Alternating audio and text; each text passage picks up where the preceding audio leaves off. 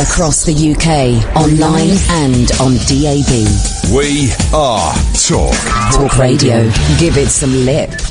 Talk Radio. Thank you, Johnny. Thank you, Ash. Busy show this evening. First 30 minutes of the show, we have got the wonderfully named Rick Saphire coming on to tell us about Jerry Lewis and the Three Stooges and Potsy Weber from Happy Days. After that, it's your calls. This is Talk Radio. Late night, Iain Lee on Talk Radio. We have ways of making you talk.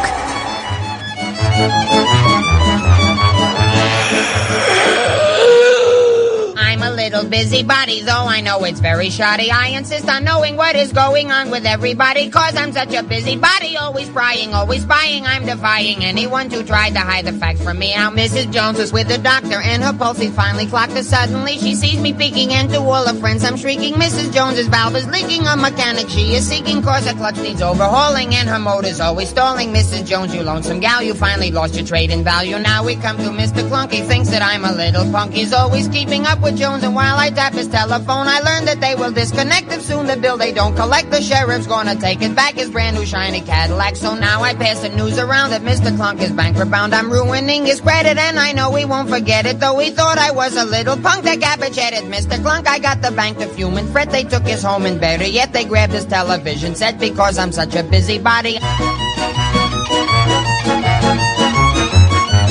I'm a little busybody. If you drink an extra toddy, I will spot it long before you pot it. I'll be pointing to your house and telling folks that you're a souse. So I admit I am a louse. It's so much fun to tell the neighbors that you're underneath the weather, and they ought to get together using you as an example to their kids of what a tramp will do if he is off the wagon. Now your reputation's dragging cause you took an extra toddy, and I'm telling everybody that you're more than slightly dizzy. Now I've got you in the tizzy cause I'm such a very busy little busybody. I'm the death of every party. You should hear the things I say when truth and consequence we play. I state the age of Mrs. Dunn. I tell him she is 61 and that her face is lifted and her cargo slightly shifted. There are couples kissing in the dark. I use my flashlight for a lark, and Joan is hugging Mortimer and she's engaged to Mr. Shore. I'm hiding in the cuspidor and flash a light upon their face while they are locked in fond embrace. And Mr. Shore then wrecks the place. I'm such a busybody, breaking up a lovely party.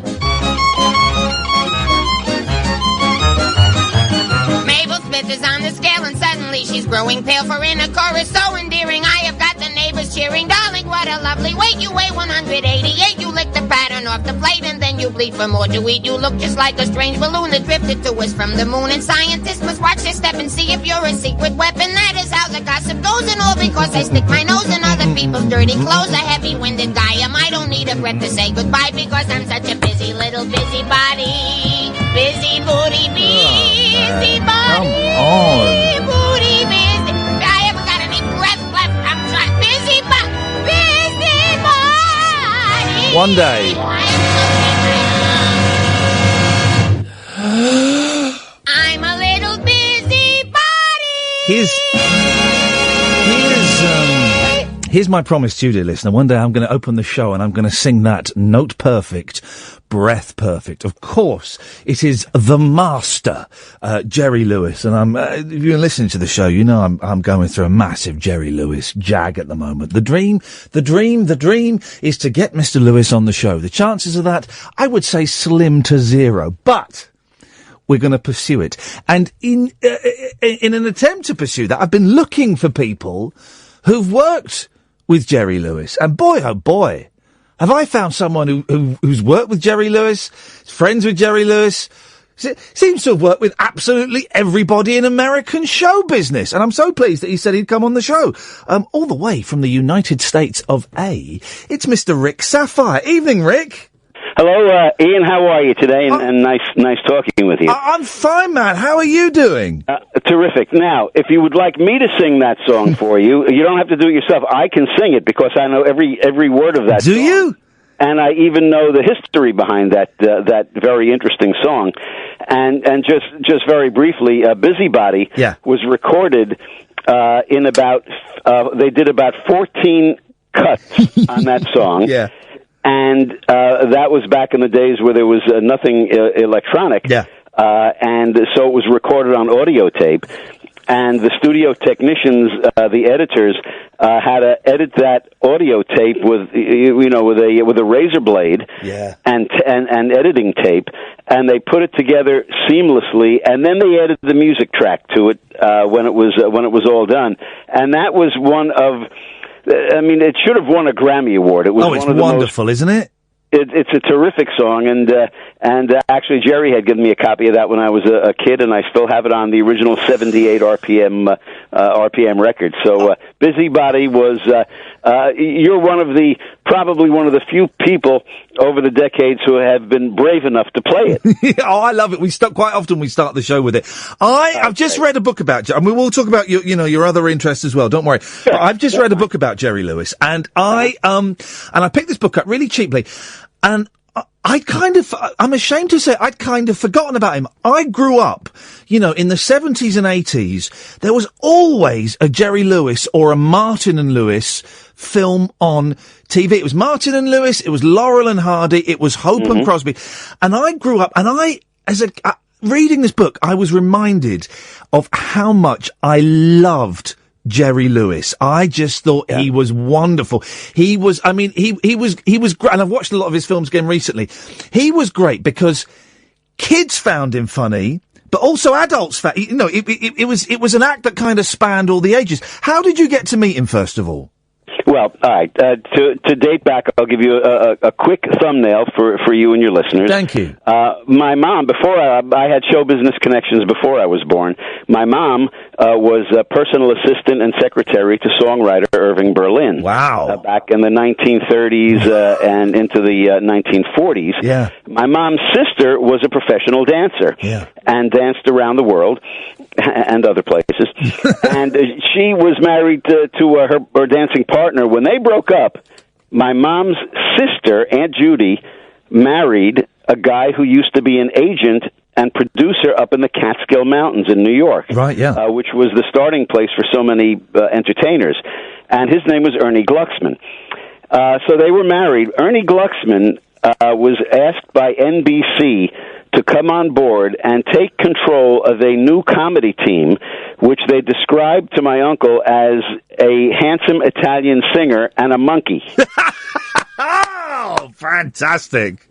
And, of course, that was Dean Martin and Jerry Lewis. Yeah. And that's how my uncle got involved with Martin and Lewis. The show was called the Colgate Comedy Hour. Yeah. You could find a lot of episodes of that. And you can't enjoy the real Jerry Lewis unless you watch those, they were live broadcasts of the Colgate Comedy Hour, because that was the Martin and Lewis, or the Jerry Lewis, that took the country by storm. Yeah. But in any event, 1953, Martin and Lewis were performing in the Catskills, and we lived not far from there in New Jersey, and we went up to visit Uncle Ernie and Aunt Judy, and Uncle Ernie introduced me at lunchtime to Jerry Lewis. Now, I was always a Jerry Lewis fan. How old were you, Rick, when you first met him? I met Jerry, I'm 69 years old now. Yeah. I met Jerry in 1953 when I guess I was 6 years old. Wow. Now, I had been watching Jerry for two reasons. Number one, every kid loved Jerry Lewis. But number two, my uncle was his executive producer and director, and so there was we always watched the Colgate Comedy Hour, and we waited till the very end of the show when we saw Uncle Ernie's name passing by. So, it was on the credits, so that was exciting. Of course. I met Jerry Lewis, and what I could tell you in my first meeting with Jerry, he was eating prunes, trying to keep them in his mouth. And Uncle Ernie said, and Jerry, here's my nephew, Ricky Saphire. And Jerry stood up to shake my hand, and I believe he was about 12 feet tall. Yeah, of course. And it was, as a young kid, 6 years old. Yeah. It was an awe-inspiring meeting for me, and he was very nice and talked for a few minutes. And that was the last time I saw Jerry for a few years. Meantime, I was already in the entertainment business. I was singing and dancing on stage and put my magic act together, because magic was a great way for a young kid to be funny without having to talk about their wife and kids at 11 years old. Yeah. So I put my magic act together, and I kept in touch with Jerry, but not very closely. But in 1962, Jerry was guest hosting The Tonight Show, which was hugely popular and still is here in the United States. And in 62, he was one of the biggest stars in the world. It's hard to imagine now, but he was getting paid a fortune. He was writing, he was directing, he was producing his own films, which was unheard of before. He was huge in 62. Exactly right, and he had split up with Dean Martin in 1956. And I was actually there at Dean Martin and Jerry Lewis's last live television appearance together. Wow. And they only made one other appearance, and that was at the Copacabana for their farewell, which was a few months later. But everybody was concerned about Jerry. What was he going to do? Everybody knew Dean Martin would do just fine. Yeah. But as far as Jerry was concerned, the jury was out on that one. The people weren't too sure. But Jerry did wonderfully, and as you mentioned, he produced and directed his own films and released them. Jerry had a lot of failures also, but history doesn't record those. No. Jerry had as many failures as he did have successes, but if you don't try stuff, you're not going to have the successes. I was reading an interview with Woody Allen, who was saying that it was primarily because of how Jerry Lewis was able to assert control over the entire package of the film, that Woody Allen was able to go on and write and direct films. And Woody Allen kept asking, his first couple of films, he kept asking Jerry Lewis to direct them, and Jerry was too busy or couldn't do it for whatever reason, and said, no, right. Woody, you go and direct it, you go and direct it. And that kind of spawned Woody Allen's career. Well, it held it back to a degree for sure.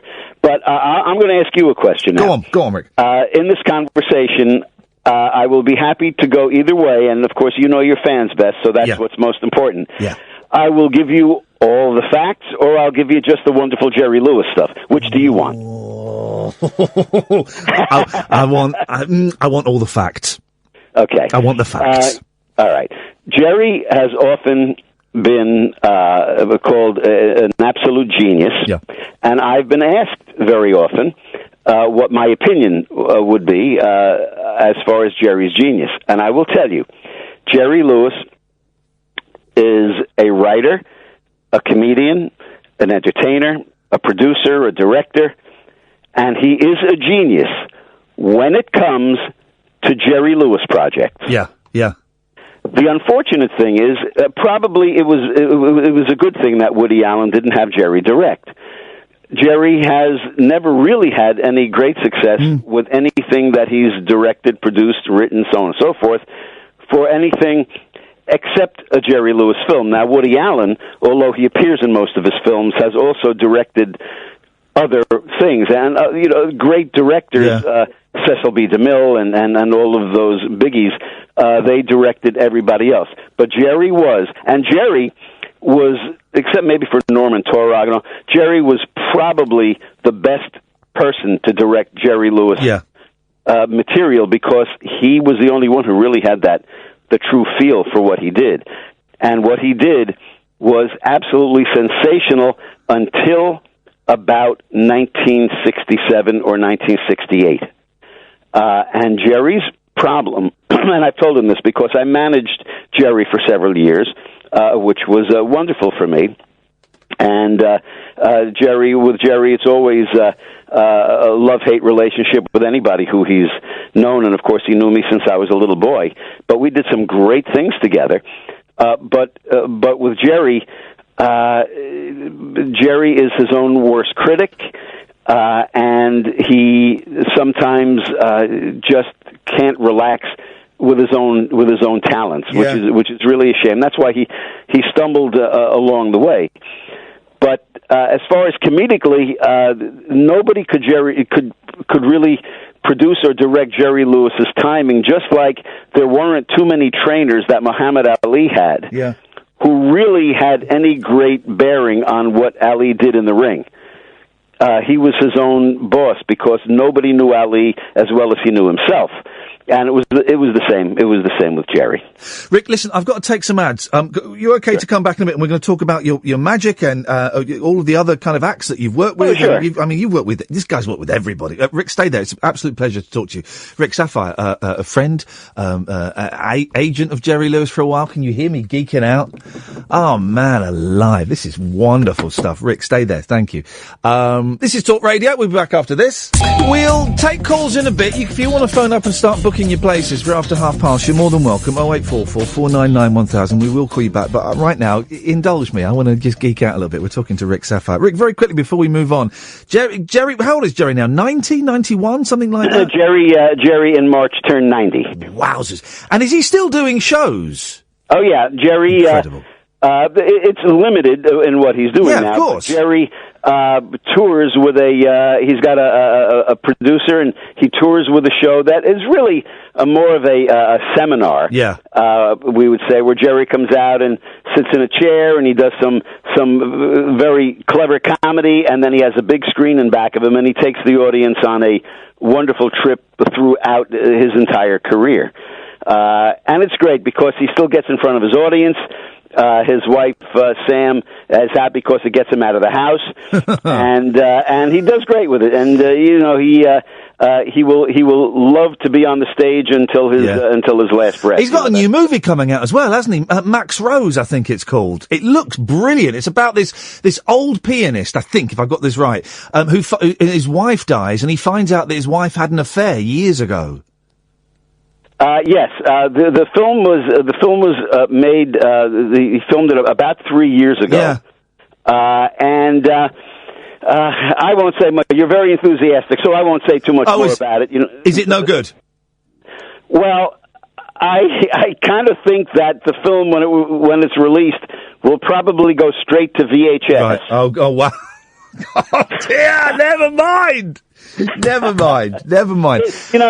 Here's my thinking. Yeah. And this is one area that I disagree with Jerry, and I'll tell you a little something else that I disagreed with him. Yeah. It seems to me that comedians reach a point in their career, sometimes it's early on, and sometimes it's later on, where they feel as though they have to prove their dramatic ability. Yeah, yeah.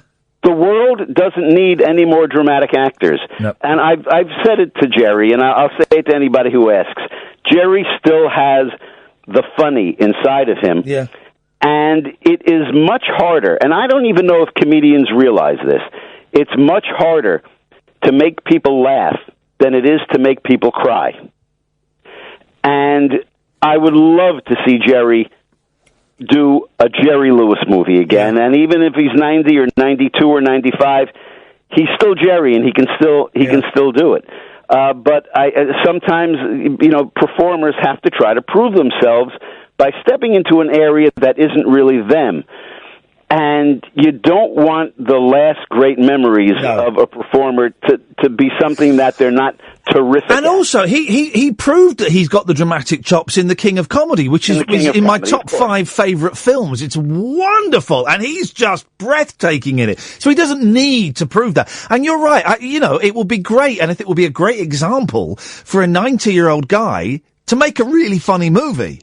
Oh, of course, and there are so many terrific ideas that a good writer can come up with that would fit right into what Jerry's doing. But listen, he's the captain of his own ship. But if your listeners really want to see the real Jerry Lewis, they should look back at the Colgate Comedy Hour. Just Google it. Yeah. You'll find a ton of them on there. It's brilliant. I saw a picture of you with the Three Stooges. Yes. How did that come about? Well, I was when I was about 7 or 8 years old, I started doing magic because I love performing magic. Yeah. I was a singer and a dancer on stage in nightclubs where it was legal for me to perform. But I loved magic, and I turned that into what my act was going to be. And I guess when I was about 14 or 15, maybe 16 years old, I got a call from an agent asking me if I wanted to do a tour of theaters with my magic act. And I had done that before, movie theaters. And I said, yeah, I'd like to do it. They said, well, you'll be sharing the bill with another act because they're going to be promoting a movie. And I said, well, who is it? Well, when I was told it was the Three Stooges, I almost collapsed because the Three Stooges films were released to television. I believe it was in 1958. Yeah. And all of those 200-odd two-reelers that they did, people nowadays don't understand. They believe that those films were made for television. Yeah, of course. And they weren't. They were all made for the movie theater. And so I got to know the Three Stooges. They were wonderful people. Joe DeRita, Curly Joe. Right, it was Curly Joe face, the last incarnation of the Curly character. He pretty much wanted to spend his time playing poker with the guys in the back room. Mo and Larry, everywhere they performed, they had family show up, no matter where they were. They were cousins, and they were nieces, and they were nephews, and they were just very warm, wonderful people. So I was blessed. That was very exciting for me. How did you go from doing magic and I know you do comedy and all kinds of bits and pieces to being in management and looking after artists? Well, it's interesting because people always felt that my ultimate hero in life was Jerry Lewis. My ultimate hero was my uncle, Ernie Glucksman, who was a very, very well-known and popular producer and director of comedy. I kind of followed my uncle's footsteps when I started working in the Catskill Mountains.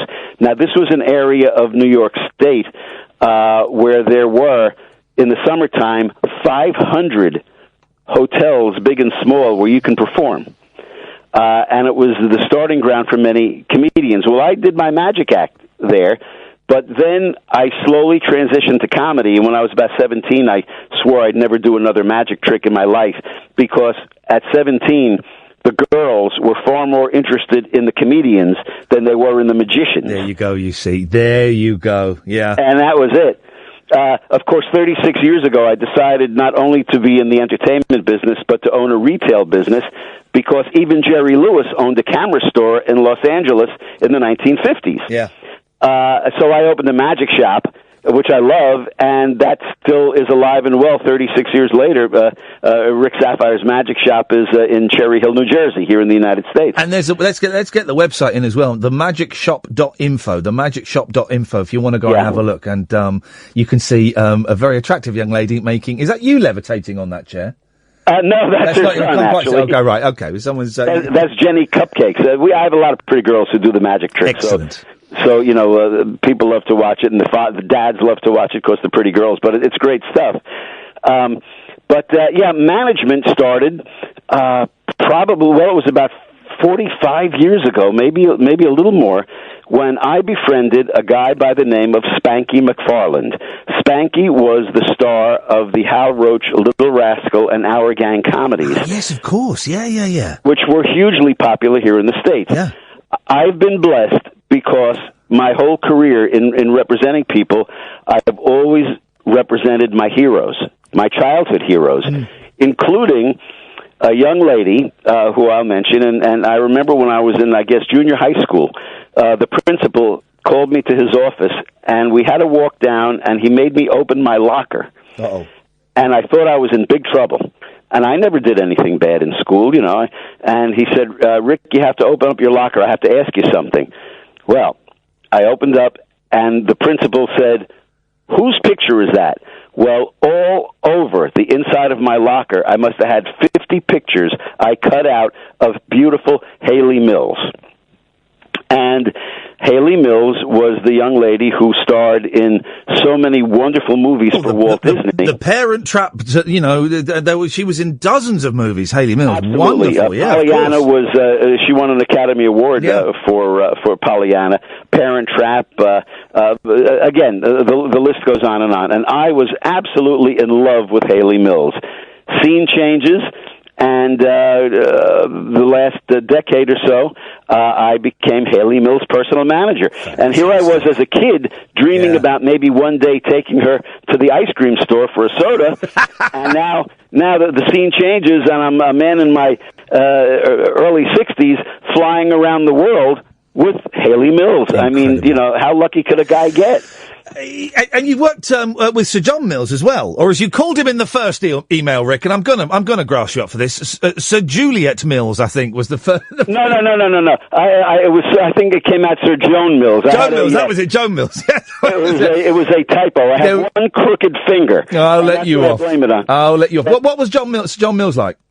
Well, interestingly, when I got to know Sir John, I had interviewed him on a radio show that I did here in the States, a nostalgia-oriented radio show. And he was coming out with a book at that time. I believe it was called Still Memories. And the book is probably still around somewhere. He and his son put out the book. And so off the air, we had an in-depth conversation, and Sir John said to me, Rick, my daughter Haley has moved to New York. And he said, do you know who Haley is? And my answer to him was, and he said to me, maybe you could look out for her. Here's her phone number. Maybe you could help her. Well, to me, that was incredible. Haley was busy, but Juliet, beautiful Juliet Mills, and Max Caulfield, Juliet's husband, I booked them for an autograph signing show in Coventry. And I went out there with them, and Sir John Mills called me on the phone, and I will tell you, at this point, he was nearly totally blind, well in his 90s, and he asked me, did I think that I could ask the producer of this autograph show if they would have room for Sir John Mills? Now, you have to understand, I'm Jewish. Yeah. And that's like God asking you if he could come to your bar mitzvah. So I said to the producer, do you have room for one more? Now, Juliet was booked in there, and so was Maxwell. I also brought Margot Kidder to that program. Yeah. In any event, he said, well, I don't know, Rick, if I could squeeze somebody in. Who do you have in mind? I said, well, what about Sir John Mills? And he made the same noise I did, like that. And John came, and because he was blind, he was with a nurse. Yeah. And nobody knew he was blind. And every time he'd look right up at the people who was talking to him. I love you, John. I love you, Sir John. And they would purchase an autographed picture from him. He gave the money to charity. And his nurse, who was just beautiful, when he was about to sign the picture, she would hold his hand and place it on the picture where he was to sign. Yeah. And he would sign it, he would personalize it, and most people had no idea he couldn't see them. And it was absolutely fabulous. And they figured Sir John would only be at his table for maybe 1 or 2 hours a day. It was a 3-day show. He was there before all of us, and he was the last one to leave the room. Old school. Proper old school. Absolutely. Rick, amazing family. This half an hour has just flown by. We're going to get you back. We'll definitely get you back because I could talk to you all night. You need to write a book, Rick. I'm telling you now. Are you doing it? Thank you. I am. Yes. Brilliant. The name of the book is going to be titled "I Thank My Lucky Stars." Beautiful. And it will be a pictorial with me and 8 million celebrities and a wonderful little anecdote about each one. I'm going to be announcing it. I was hoping for later this year, but I think I have to live a little longer before the book's going to come out. So it'll probably be early next year that I will have the book out. Rick, and thank you for asking. That's very nice. Rick, we're going to get you on when the book comes out. Let's see if we can get you on before then as well, because that'll be too long. I've got two tweets from the loads we've got. There's someone who is anonymous. They just call themselves Mr. New York and says, Rick is a very old friend of mine from New Jersey. I was his lawyer years ago. There's no name, so I don't know. Maybe you owe them money, Rick. I don't know. And Scott says, can you get me Jenny Cupcakes' autograph, please? So, that's very cute. Well, if anybody could write to me, they go to they go to the Magic Shop website if they'd like for Jenny Cupcakes. And there's an email address. Let them just drop me a letter and I will get them Jenny Cupcakes. Don't! You'll encourage all the perverts, Rick. It's such a thrill to talk to you, man. We'll speak to you again soon. Thank you so much for your time. You're very welcome. Talk to you again. Thank you very much indeed. But Rick Saphire, I mean, proper old school Hollywood entertainment chat. Wasn't he delightful? Oh, we'll get him back. That's our showbiz correspondent, guys. It's only Rick Saphire. That was wonderful. If you want to go and see Jenny Cupcakes, the Magic Shop magicshop.info, themagicshop.info. Right, the show starts again. 08444991000. Oh, we've got two good things tonight. We've got a question. The question is, what have you done in a room? And we're also going to play Plum or Player. 08444991000. 08444991000. Come in for a second, Catherine. Or come in for a bit. I don't mind. Okay. He was brilliant, wasn't he? He was so wonderful. I really wasn't sure what to expect, and I'll show you a link he sent me earlier on about someone else he represents, and I thought he was going to mention her, and he didn't. Go to that one, because this microphone has gone all to cock, because we've opened that one. There we go. That sounds better. He represents this woman, brilliant, absolutely brilliant guest, right? We'll get him back, and definitely we'll get when he's got that book on, but we'll get him back before. But he represents this woman who was like in a famous advert for a sex line, like about 30 years ago. Okay. I'll show you the, and I thought he was going to mention her. Where is his email? Angie Brown. That's it. So this. Oh, wow. That's her then. That's her now. Here's the original. That was sexy then. Here's the original poster of American model Angie Brown that was seen on the walls of colleges, students around the world in the 1990s, and that's her today. So 90s? It's a young woman. Well, it looks very 80s. Yeah. She hasn't got the dog in the. There's still quite dead now, isn't it? Yeah, but it's still quite a lot of fur.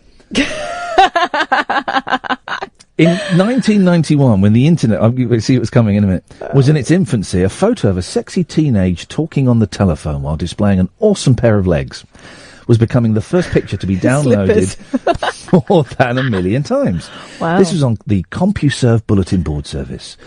Her white poodle was known as Lucky. There we go. Now, he represents her now. Oh my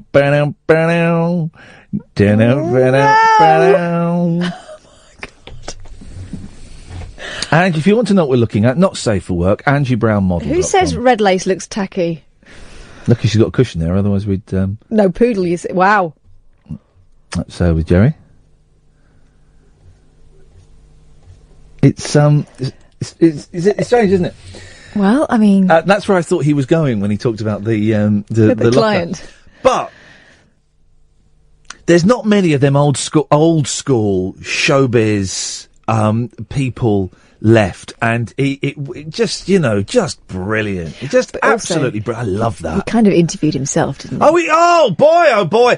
He is from a certain tradition and generation of old school Jewish, and I think the Jewish thing is quite important in this, performers and showbiz people, where you're right, I could have gone out for half an hour and it would have been just as good, if not better, radio. The word is raconteur. Yeah, yeah.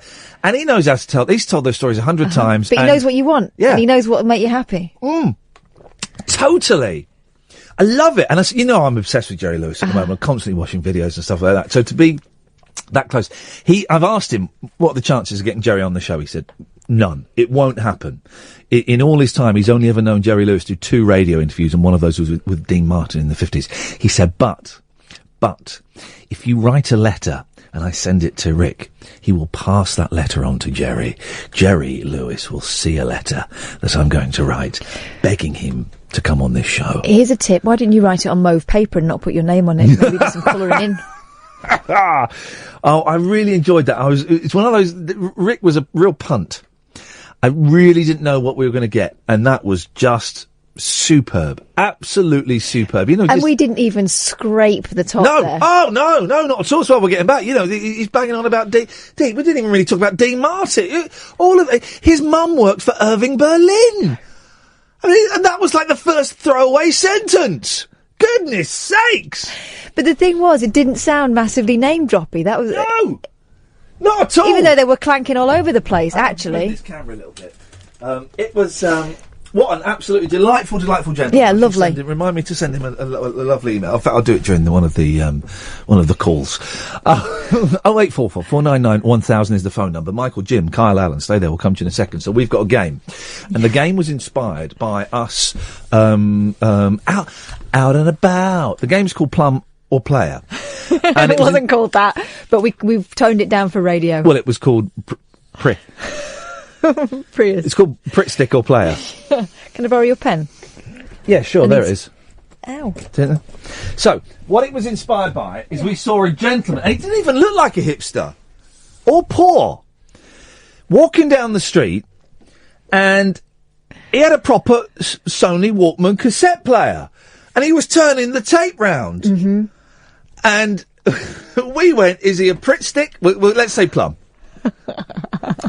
Is he a Plum or a player? And we both went for Plum, didn't we? No, I said he was a player. Why do you think he was a player? Because I like a cassette. I like a cassette Walkman. I think But you said if he was, if he had a CD Walkman, then he would be a player. And I think, no, that's Plumish. The CD Walkmans, you obviously weren't spending the right money. Huh? Walkmans. The plural. Walkmans. The CD Walkmans were awesome. They didn't skip. Mine used to skip. Well, you had a cheap one. I had to hold it flat, and that kind of defeats the object of having a Walkman. I couldn't walk with it. I'd sit still with it. I bought a really nice one at the airport, at some airport in America. Really nice, and it was beautiful. And when it broke, I bet it was a bargain as well, wasn't it? Oh, it was a bargain. It was in the days when duty free was duty free. Yeah. And it was stunning, absolutely stunning. And when it broke, I was gutted. I was devastated because it was one of the coolest gadgets I'd ever had in my life. I remember the first time my friend James Bobin, who directed the last two Muppet movies, he showed me an MP3 player and it could hold 120 songs. And I remember looking and going, that's rubbish. And his was rubbish because it was from Japan and he plugged it into an English socket without an adapter and it blew up. Oh. That's an expensive lesson. So, Plum or Player, we will give out a series of scenarios. You can as well. We came up with a few, didn't we? Yeah, someone doing a wheelie. An adult doing a wheelie. On a bicycle. Mm-hmm. Not a motorbike. On a bicycle, Plum. Yeah. On a motorbike, Player. Okay. Here's one. Yeah. Again, on a cycle, a bicycle. Yes. Someone doing no hands who's an adult. Plum. Anyone over the age of 14 riding a bicycle without hands is a Plum. Mm-hmm. Simple as. You got it, guys? 0844 499 1000. What were you saying? Saying there was a lot of swearing in it, and I could have bleeped the whole lot to emphasise the swear factor. I know, but I thought what editing is. Yeah, but you don't know what classy editing is. I kept the spirit of it without making it overly sweary. Earlier on today, I interviewed Imani Coppola, who is, I genuinely think is it. Did you edit out my swears? Because I was swearing to sound cool. Some cool. of them, Manna, because you were showing off. I genuinely think she's genius. You may remember she had a hit about 20 years ago with Legend of a Cowgirl. And some of you may have heard of Little Jackie, which is kind of the sort of poppy duo she formed with a guy called Adam Pallin, I think. And they had a couple of sort of minor hits. She's brilliant. She's absolutely brilliant. And we were supposed to talk to her last week, and I don't know, she was a bit confused. Mm-hmm. And it didn't happen. We phoned her up, and she said, I forgot, I'm not ready. Can you call back in an hour? And we phoned up. She went, yeah, hello, who is this? She'd forgotten again. It's Iain. Who? Okay. So we talked to her today, and I emailed her yesterday to check she was okay. I emailed her 2 hours before. And then she mercilessly bullied me for doing that. And, we interviewed her. I'm so glad we pre-recorded it. It was the sweariest interview I have ever been involved in. She made Billy Connolly look like the Queen. Wowzers. I don't know if we have enough bleeps in the computer system to make it work. It's brilliant. And I tell you what we're going to do tonight. Yeah. We're going to have a world premiere. Why not? We'll do it tonight. We'll have a world premiere and we'll play the one song off her new album, she hasn't even got a label to release this album on yet. She's told us the title of the album and no one else knows it. I can't remember what the title was. Hypocrite. That was a Hypocrite. It is the record is the sweariest, funniest, darkest, angriest thing I've heard in a long time, and it is just wonderful. She's kind of a swearier, angrier American Lily Allen. Yeah. With a bit of Amy Winehouse in there. A little bit, yeah. But we'll play the one song on there that isn't full of swears. Are you sure? Yeah, no, it's fine. It's fine. I've played it with the boys. It's fine. It is. Anyone who knows what music I'm into, when you hear the beginning, you'll go, why is he listening to this rubbish? Because it's brilliant. It has got the catchiest chorus I've heard, and I genuinely think she's a genius, and I'm going to do my darndest to A, make her, my next wife, and B, get her to come over here and do some gigs. I think that can be done, can't it? Well, one of them can. Well, okay, forget the gigs. But we'll play that. We might play that out next week. Play it later this week or next week. It's a brilliant interview, and it's one of the most honest interviews I've ever heard. Oh my goodness, the woman has no self-edit button at all, and that's great because sometimes you're talking to people and you can tell they're holding back. There's something there, and they're not going to tell you about it, or they make out everything is absolutely glorious. She does not. She's really angry. Not cover stuff up, right, does she? She's really angry, and this album is a very angry album. I said, Imani, why are you so angry? She says, do you want to go there? I said, yeah, I want to go there. She goes, right, well, when I was a kid, I was called the N-word, and I've got mixed parents, and my dad was called an N-lover, and people came and firebombed the house.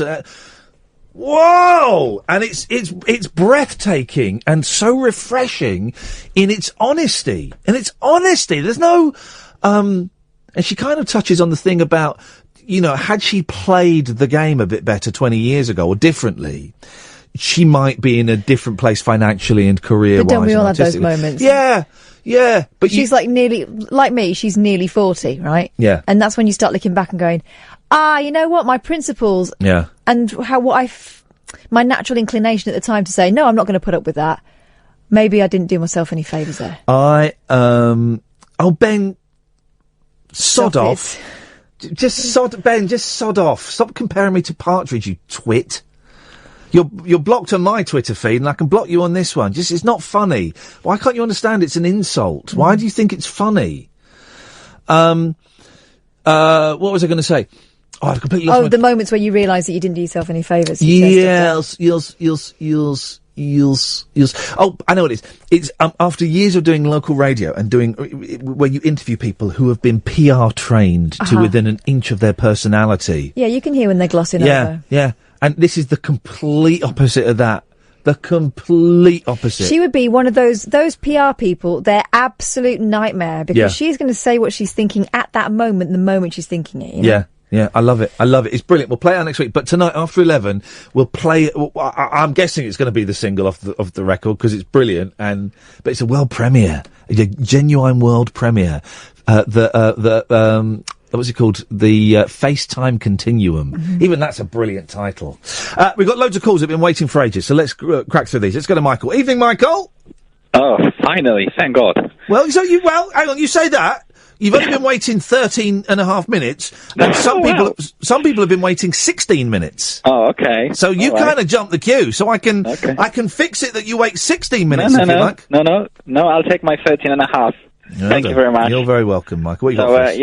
Great show. I appreciate your energy, and you bringing it on every time. I don't know how you do it. Drugs. Okay. It's drugs. I've got a question that no one seems to be able to answer. Yeah, I'll answer it. Easy. I work in London, and you go out for lunch, you have your sandwich, and there's nowhere to sit. So my question is, why is there so few benches in London? Why is there so few benches in London? I know what Michael means. Michael, where are you? I'm detecting an accent. Where are you from? Yeah. I knew that was going to come up. I think it's relevant. I just want to know where you come from and how many benches. How is that relevant? Hold on, how is that relevant? Well, if you because of your expectations. I will tell you why it's relevant, Michael. Go on. Because I want to know how many benches you've got in your country. As in buzz off back to where you came from, that kind of thing. As in what? No, I'm just joking, playing around. But, but how many? What city did you originate from? Okay, well, come on. I have no issues discussing that, but I just don't see how that's relevant. Well, you do seem to have an issue discussing that. Well, okay. Well, I'll tell you where I'm from, but first of all, can you try and just answer the question? Well, no, because I am answering. You're Polish, right? Oh, how did you know that? Because it's obvious, dude. So what? Okay. I mean, I'm gonna say Warsaw. Yeah. Right? Am I right? Yes, that's right. I detected the. See, I know the accent, right? So there's no point in playing games with me, Michael. I will get to the truth eventually. How many benches does Warsaw have? Not that many. Probably same sort of a situation. No. I think I know why. I know for a fact, right, that Warsaw, and I know this for a fact, has, it's about 2/5 of the number of benches per capita that London has. Well, still, there is not enough seating in London to go out and have your sandwich. There are 3 times as many benches per person in London than there are in Warsaw. Yeah, but I'm not in Warsaw. I still want to have my sandwich in London where I work, don't I? Well, if you weren't all over here, then maybe we could sit down. Do you want the sensible answer? Yes. Too cold, isn't it? What's the point in putting benches out when actually probably, I would say, out of 52 weeks of a year, you spend 49 crouching indoors to try and get away from the rain? It doesn't cost anything to put up some benches outside. You know, there's plenty. It does actually. It literally does. It literally costs quite a bit of money to put a bench out. Well. So next question? No, there is no next question. Well, the thing is, it depends. When are you eating your lunch? What time are you eating your lunch? Well, I actually tend to eat my lunch when everyone else is back at work, so I tend to have late lunch. Right. Hang on a second. Yeah. So can you sit down? I can, yeah, actually. Thanks for calling, Michael. Thanks very much for calling. Michael. Thanks for calling. Wow, Benchgate.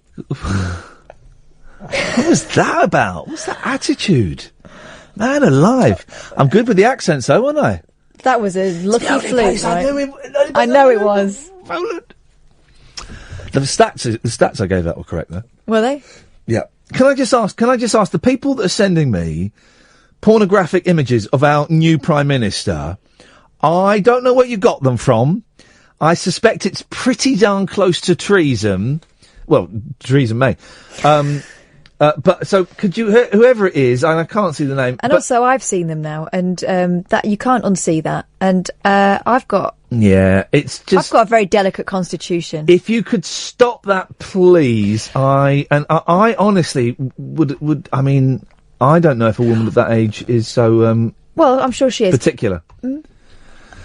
That reminds me. Yeah. That rude restaurant we went to today.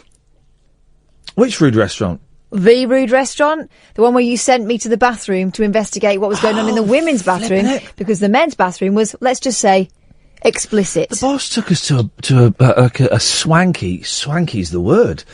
If you move the letters around, a hipster meat joint, and it was great. The meat was incredible. I went to the toilet, and there was this weird sort of. It was like a TV screen with a woman on it, right? But she reacted to, and I know because I stood there, I waved at her, and she reacted. Waved back. She reacted, right? She was about 20. She was naked.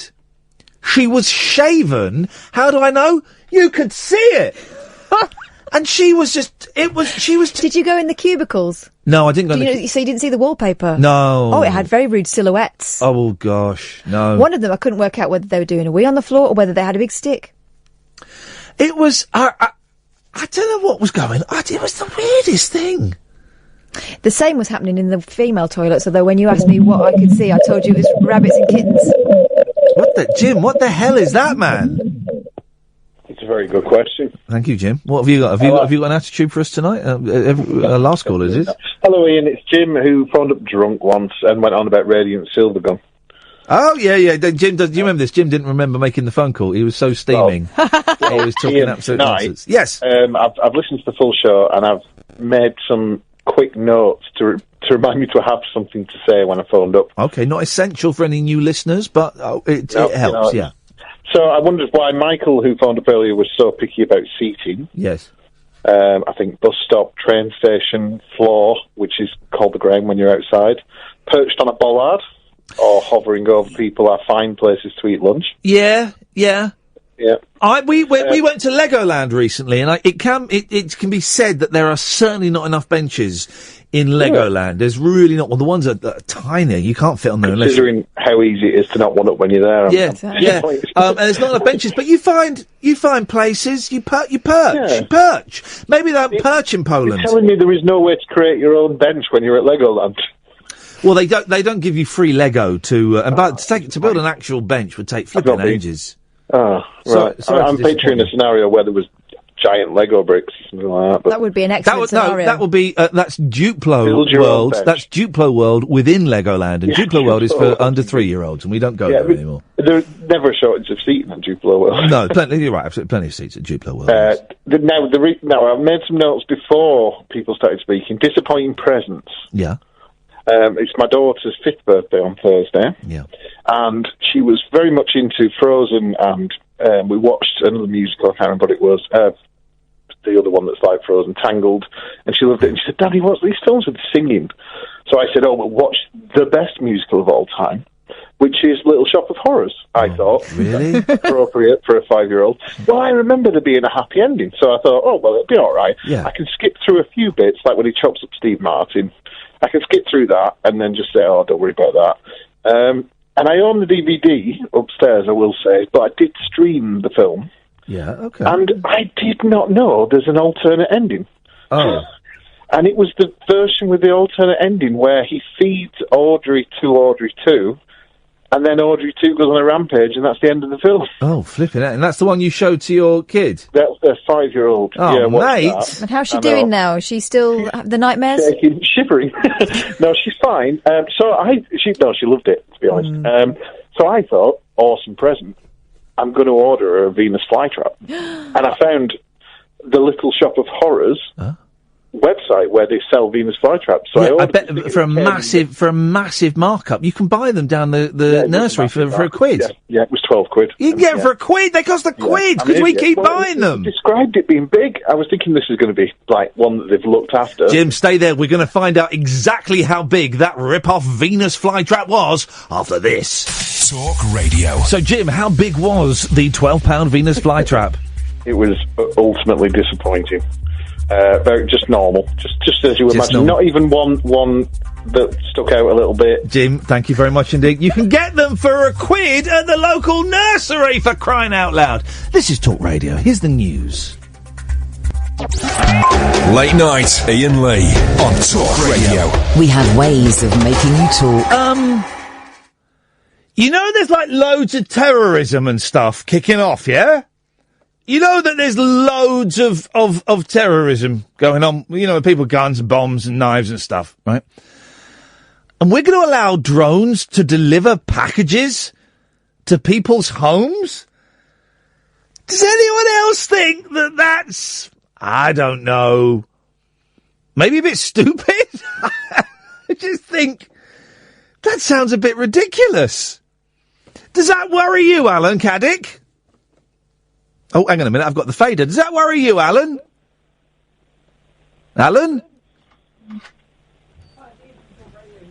I think Alan's fallen asleep again. No.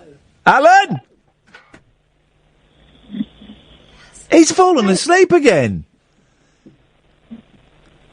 Alan! For crying out loud. I mean, he's a serial offender. Well, we know that, but let's talk about him falling asleep first of all. Alan!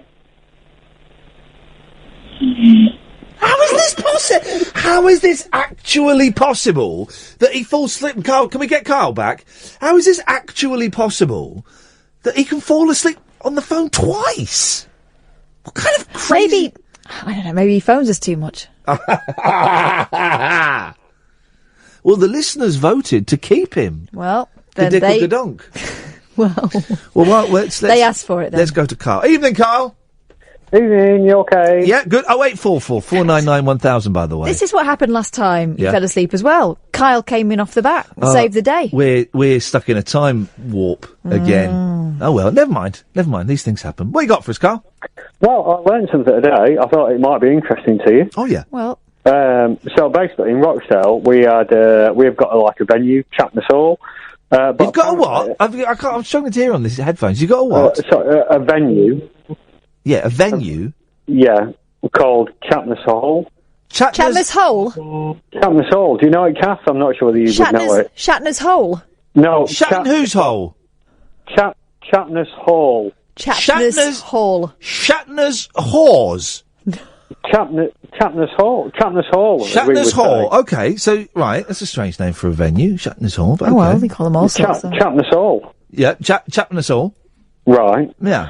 But anyway, I didn't realise there were lots of bands there that played in the 70s, like Elvis Costello was there one day with the Stiffs tour.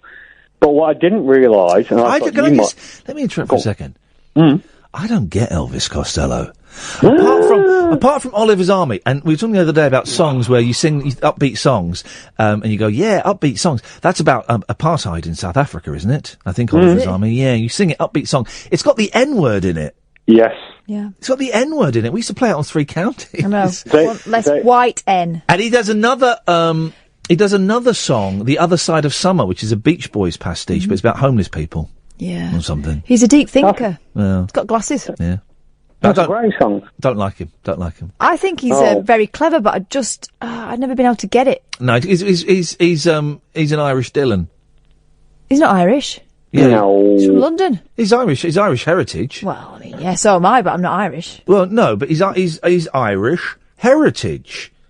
Declan McManus is his name, isn't it? Is that his real name? Declan McManus. Declan Patrick Aloysius McManus. There you go, you see? He knows. You see, Apparently. Declan McManus, and you're saying he's not Irish, Catherine. Well...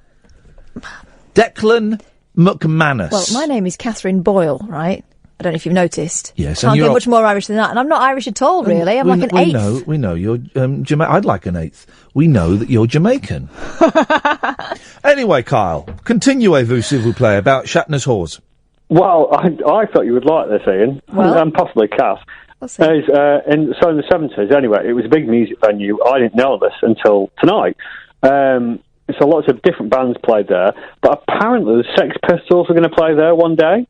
And they got stopped from playing because our local MP at the time said, no, that band cannot play here. It would corrupt the youth of Rochdale. And that MP was Cyril Smith. Oh! And he corrupted the youth of Rochdale by forcing himself on them sexually. Yeah, that was a famous Sex Pistols tour that I think they only played about 3 dates in this whole tour. My Sex Pistols knowledge is a little bit shaky. It's a long time since I've seen The Filth and the Fury. And basically the whole tour was pretty much cancelled by people like Cyril Smith, who banned them from playing in the venues. It was when the local authorities could ban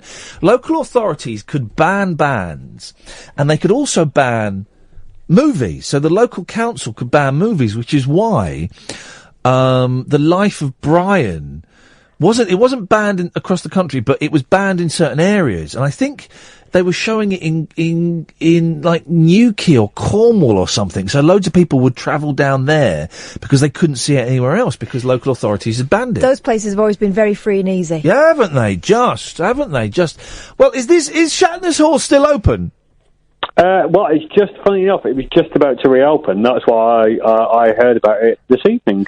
Well, then what you need to do is, Kyle, you need to start a Sex Pistols tribute act, and you need to book yourself in there to right the wrongs that were committed all those years ago. What I'm going to do is I'm going to become an overweight paedophile, and I'm going to ban you from playing there as a repeat of history because we're all stuck in a time loop. You can't do that. The other thing, by the way, I was going to ask you, if you're going with lovely Catherine up to Edinburgh, you could stop down at Manchester on the way if you're on the West Coast line. What by parachuting from the plane? No, you could stop off in Manchester Piccadilly, as you know, Catherine, and Ian, you could do the talk, the Ian Lee versus Radio. You could do that in Manchester, apparently, for all the North West bands. Yeah, well, yes, or Cyril Smith could stop me, and also we'll be travelling by aeroplane. Oh. So, no, but, it's a thought. But in St Albans, that's near Manchester, the second Sunday of November, although apparently there's something else booked in that evening and I've not had it quite confirmed yet, so we'll wait and see, but one Sunday in November in St Albans. I think my friend is going to go and see you in St Albans, by the way. St where? St Albans. Get out of here, you pervert. St Albans. What is that all about? Alan? Oh! Hey, he's woken up. What happened there, fella? I was on don't know, I fell asleep again. Oh, how's your mum doing? Oh, she's getting better. Oh, well, that's good news. Hey, listen, there is a slim chance, Alan. Yeah? This morning, I was interviewed by the brilliant Miranda Sawyer for the brilliant, not as good as The Sun, Observer newspaper. Right? Oh, the broadsheets. The broadsheets, one of the intellectual newspapers.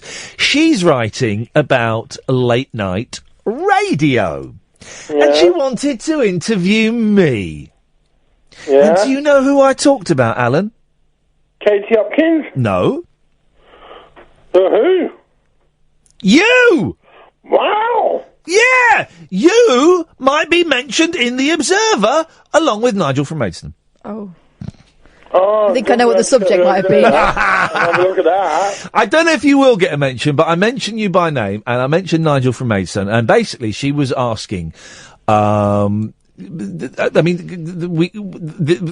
opinion that I formed, and I think she agreed with that, but I don't want to put words in the mouth. We'll read the article, is that late night radio, she kind of meant through the night, like 1 till 5, is... She kind of meant sort of through the night, is pretty much dead at the moment, apart from a few little exceptions, and I bigged up the 2 mics. Oh, just set up the 2 mics then, mate. Yeah, I do like the 2 mics, although I can only stand an hour of it before it drives me nuts. But, and one of the things that we both missed from late night radio is the sense of community that you get. And she said, well, do you get regular callers, don't you? How do you feel about that? And I said, well, we do get regular callers, and in about a year's time, when we have more callers, the regular callers there will be more spaces between the regular callers, but I am a fan of regular callers. For example, we have Alan Caddick, who phones in and gets upset when he's not the first caller, and we were all very touched and saddened to hear that his mum was a little bit poorly, and we have Nigel from Maidstone, who's a fruitcake. And you never know, Alan, you, my friend, could be in The Observer. Oh, look forward to it. Yes, and when it happens... That Sarah. Who? Sarah, who didn't like the show yesterday. Was there someone called Sarah who didn't like the show yesterday? I don't remember. Oh, Sarah. Oh, on Twitter. Oh, silly sausage Sarah. Silly sausage Sarah. Hang on a minute, we've got someone who wants to talk to you. Yeah, yes, Sally. Lady Gadonk? It was Sally, not Sarah. Hi, Lady Gadonk. Hello. Yeah, hi. Yeah, I'm fine, thank you. Good news on my mum today. Oh, how is she? She's feeling a bit better. I'm going to be visiting her tomorrow, but she's a lot better than she was yesterday. Good, that's good news. Well, she's on antibiotics at the moment. Did the doctors pump her? Well, she's got an IV drip in her. Yeah, you pumped her full of drugs. Pumped her full of drugs is what I meant, Catherine. Did the doctor give her an injection? But a medicine injection, Catherine, for crying out loud. Did he give her the once over? No, Miss Boyle. Just a check-up is what I'm saying. Did he get her down on the bed? Oh, I meant the hospital bed so that she could be treated for crying out loud. Did he give her a good seeing? Oh, stop it! That's your message. Talk radio. Oh, this is filthy talk radio. Hey, that's not bad. We should have a digital offshoot of talk radio called Filthy Dirty Talk Radio. Alan? They got yes, Lady Kadonk. Are you coming to Iain Lee versus Radio in... When is it, Iain? In November? It's in St Albans. Oh, there. I'm waiting for when he comes to Birmingham, and I'll definitely be getting tickets for Birmingham. So you don't fancy the Horn then, Alan? Well, is it a place called the Horn? I did 2 shows in Birmingham. Well, I didn't know about it because it was before the station came about. It's before. Don't get a taxi like Noel Taylor. You used to phone me on the. 50 quid for a taxi going from Birmingham to St Albans. Okay. You used to phone me on the radio station I was working on at the time, Alan. What? Free County? No, WM. Yeah, only on a Saturday morning. That's if I wasn't on the allotment with my mum and dad. Okay, well, that's fun times. Well, Alan, did we get to the point of your call? I want to play Plum or Player. Okay. Kath, you're better at setting the scenarios. Give Alan a scenario for Plum or Player. Okay, here we go. This is a tricky one. This is a tricky one. Ready? 15-year-old on a hoverboard. You know what those are? Right? Yeah. On a hoverboard in McDonald's. Plum or Player? I would have to say 30% Player, 70% Plum. Oh, I think we're playing absolutes, aren't we? Anna, what would you say? Plum or Player? 15-year-old kid in a shop on a hoverboard. Plum. Yeah, you're right. Although, That's one. Don't they get licensed to be plums when 15? No, with 14 and under, but 15. Oh, right, okay, yeah, sorry, my mistake. I'm going to just amend my notes. I've got one. It's 1-0 to Anna. Okay, Alan, away you go. This is Right. A 35-year-old waiting for a bus, singing from the top of his voice with an MP3 player. Alan, can I just check one thing? It's not me. Okay, that's that one thing I wanted to check. How old are you, by the way? 36. You're 36, Caddick. I didn't know that. You sound about Born 50. 2 days after Valentine's. God, you're younger than me. What's he sing? Okay, we got to get specific then. What's he singing? Mr. Blobby.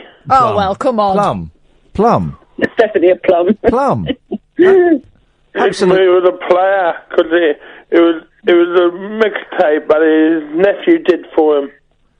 Well, you seem to know this fella. Is it a mate of yours? No. Is it really you? Come on. No, it's not me. He's 36. Shifted the scenario ever so slightly. I said he was 35. All right, here we go. Go on. I've got one. Okay. It's a 43-year-old man. Ian. Goes to the cinema on his own, fills up the pick and mix with all the sweeties. At the bottom, you got the giant cola cubes with the sugar on top. Then you've got the chocolate raisins. Then you've got the fake teeth. Then you've got the tiny cola cubes that haven't got sugar on, the cola bottles that haven't got sugar on top. Then you've got milk bottles. Then you've got Smarties. And then on the top, you've got a sprinkling of the white chocolate mice. Yuck. Player. I've not even finished. He goes in the cinema, and because it's dark and there's not many people there, it's a 2:30 in the afternoon showing. He puts his feet over the seat in front of him. He undoes his belt and his top button of his jeans, and he relaxes in the cinema. Player or Plum? Player. Plum. Oh. Hang on, who said Plum? Was that you, Anna? Both of them. Yeah, I said Plum. Hang on a minute. Alan, did you say Plum? Yes, I did. Well, you're wrong. Catherine's right, it's Player. Absolute Player. I'm not masturbating. He's not masturbating. I thought for a moment there was going to be a hole in the bag, but no, you pulled it back. No, yeah, exactly. No, I didn't. He didn't. Kettering? No, stop going on about Kettering! Oh. Crying out loud. What was that? No, I'm cutting you both off now because you're getting on my nerves. Why? What? You've got no business with the sugar mice thing. They're horrible. They're proper horrible chocolate. Disgusting. I bet you like Spangles and all. No, I've never liked Spangles. Oh, they're like good boy doggy treats. You know Spangles in a blooming... we're talking Spangles, Catherine. We need a break. Alexis Conran was on Celebrity MasterChef. Yeah. I wouldn't do that. I wouldn't. No, I wouldn't do that. I wouldn't do it. How much does it pay? A load. Is the question. I bet it doesn't pay that much. I bet it's about £1,000. And if you try a little bit, you end up with a cookbook. What's a cookbook? No, I didn't say cookbook. What's my grandma says cookbook. Cookbook. Cookbook. No, I wouldn't do that. I guess I've not been. I'm not doing Celebrity Big Brother as it starts this Thursday. I can tell everyone now. I had the meeting for it. I had the meeting for Celebrity Big Brother, and they said, "We think you're great, Iain. We think you'd be a lot of fun in the house. We'll get back to you." Now, did they say, "Can you just slip your clothes off and go in that shower and let's see how you look through the frosted glass"? It starts on Thursday. Yes. There is still time for me well, not now you've said that. To receive that phone call. I'm disappointed they didn't offer it to me because I did go for the meeting. And had they asked me to do it, I was going to ask for, as you know, we've had this conversation, I was going to ask for ridiculous money. And I was going to take a punt. And if they came back and said, yes, we'll pay you ridiculous money, I would have done it. If they come back and said, no, we're only going to pay you 20 grand, I would not have done it. But they came back and they didn't come back and they offered me nothing. So? I'd like to do it. No, I wouldn't. I would. It's one of those things where I had the meeting, and they asked me every so often. They asked me to do the jungle one every year, and they asked me Big Brother every once in a while, and I've always turned down the meeting. But I went for the meeting, and it was a measure of where I'm at, and where I'm at is not big enough to be asked into Celebrity Big Brother. So that's grounding. Well, some of the people that are asked into Celebrity Big Brother are being asked because people think that they can make fun of them or somehow capitalise on a scandal or on a downfall. Yeah. I'm glad I'm not doing it. I'm not bitter. I'm not doing it at all. I'm really glad I'm not doing it. I'm glad that in some ways I'm glad they didn't ask me and offer me the money that I wanted for it, because it would have been a horrible situation. Well, you know, the big rumour is that David Cassidy's going in. Oh, what? Right? And they're not asking him for anything other than in the hope that they'll see him have some sort of breakdown. Oh, if I was in there with Cassidy, I would save that man's arse. Well, for dinner. No, I would save it. But it is a little bit galling not to go for the meeting and then not be asked. It's a little bit, but that's ego. That's just ego. That is upset, and that's I just think there are very few winners in that programme, really. Oh, I'd know how to play it though. Really? Yeah. Could you be that restrained for that long? Yeah, I could. I'd be all right, actually. My therapist went nuts when I told him I'd gone for the meeting. Said, "You're not doing it." Well, I said, "Well, I'll be the judge of that." He said, "Ian, you're not going to do it." I said, "Well, I'll be the judge of that." He said, "Ian, you are not going to do it," and we had a big argument. And he's right. I'm not going to do it. Rocky! Hip, Rocky. Ian, you listen to your therapist. Do not go near trash like Celebrity Big Brother. Fully absolute scumbag. Anyway, listen, I'll tell you why I was phoning just a wee quickie. When you're talking about sitting in the cinema, hands down the front, right? Yes. Now, as you say, nothing sexual at all. But I love when I'm watching TV, sitting with the tracksuit bottoms on, a wee hand around the hee-haws. You never said you were cupping yourself. You were holding sweeties, weren't you? Oh, wait a minute. Have I misread the situation here? You might have, Ian. Were you cupping yourself? There was no cupping going on, no. Ah, right, well, I'm taking it off on a tangent. Well, now we know a little bit more about you, Rocky, than we did before. Well, listen, my wife goes crazy, right? And now I've got my son, he's 14. He does the same. As I say, nothing at all sexual, but I just find it comforting just to, as I call it, cupping the hee-haws. Just as you're watching the telly, it's just relaxing. Are you with me, Ian? Help me, mate. Help me. I know exactly what you mean. Catherine, I have to make a phone call. Can you take the reins for just 2 minutes? I just make a very quick phone call. Just send a message. I'll tell you what, I've been left slightly embarrassed now, eh? Hang on a minute. We can discuss this further. Don't be embarrassed. Hang on. Right, hang on. Right, here we go. Rocky, I'm all ears. Yes, well, that's kind of ends that conversation. I was hoping to compare notes on cupping the hee-haws, but, well, I dare say perhaps you've been there, I don't know, but that's not for me to... I haven't been there, but I've been in your wife's position of being in the room when that's happening. And, you know, I think it's only fair to raise an eyebrow. Why? Just to wonder what on earth is going on there. I mean, how would you feel if she did it? What? She cupped her hoo-ha. Wouldn't bother me. If there was no sort of sexual connotations, if you're just sitting relaxing watching the telly, and it's, well, do you know what, it's a natural thing for me. I sort of gravitate towards that area. Do you know what, it's a natural thing for little boys, isn't it? If you ever trouble, you know, if you're ever asking too many questions of a small boy, he will go for that area, won't he? He will go for the small boy. Yeah, feeling a bit insecure. It's a comfort. I think that's what it is. It's the comfort thing, isn't it? Well, actually, when I heard Iain mention that, I thought, whoa, bingo. This guy gets it, but obviously not. Not quite. Not in the cinema, Rocky. I would suggest that you don't try that one either. I know. I'm not trying it in the cinema, but as I say, in the comfort of your own house, with the Nike joggers on, and what I call my jammies. When you've got your jammies on, it's all good as far as I'm concerned. But I must admit, Kath, I am slightly embarrassed having this conversation with yourself. I thought it was going to be with a fellow male, but I'm fine. I'm fine with it. Do you know what? I've heard far worse. Do you know what? I'm actually a lot finer than I thought I was going to be with him. At least on here. He's just nipped out. He'll be back in a second. So are you still... Well, at least, I was just going to say, at least he didn't start composing that email during my phone call, or is that what he's doing? Maybe he's gone out to, have a proper concentrate about it. No, he's not. I don't know what's going on, but he'll be back. When he said with the guy, sorry, I forgot the gentleman's name. What was his name? Ed. No, the guy you had on it first, Jerry Lewis's pal. Oh, Rick Saphire. Rick, how can you forget a name like that? Rick Saphire. When Iain just sort of nonchalantly mentioned, I'm going to send him an email, probably during one of the calls. I thought, you cheeky git. He's taking the general public for granted there. Yeah, all of a sudden I'm thinking maybe he is the kind of guy that deserves to go into Celebrity Big Brother. Well, I'll tell you what, I would love to see him in the jungle, though. I would love to see him in the jungle. The jungle's I mean, honestly, I cannot stand reality TV and everything it stands for, and I think it actually dumbs us down as a nation.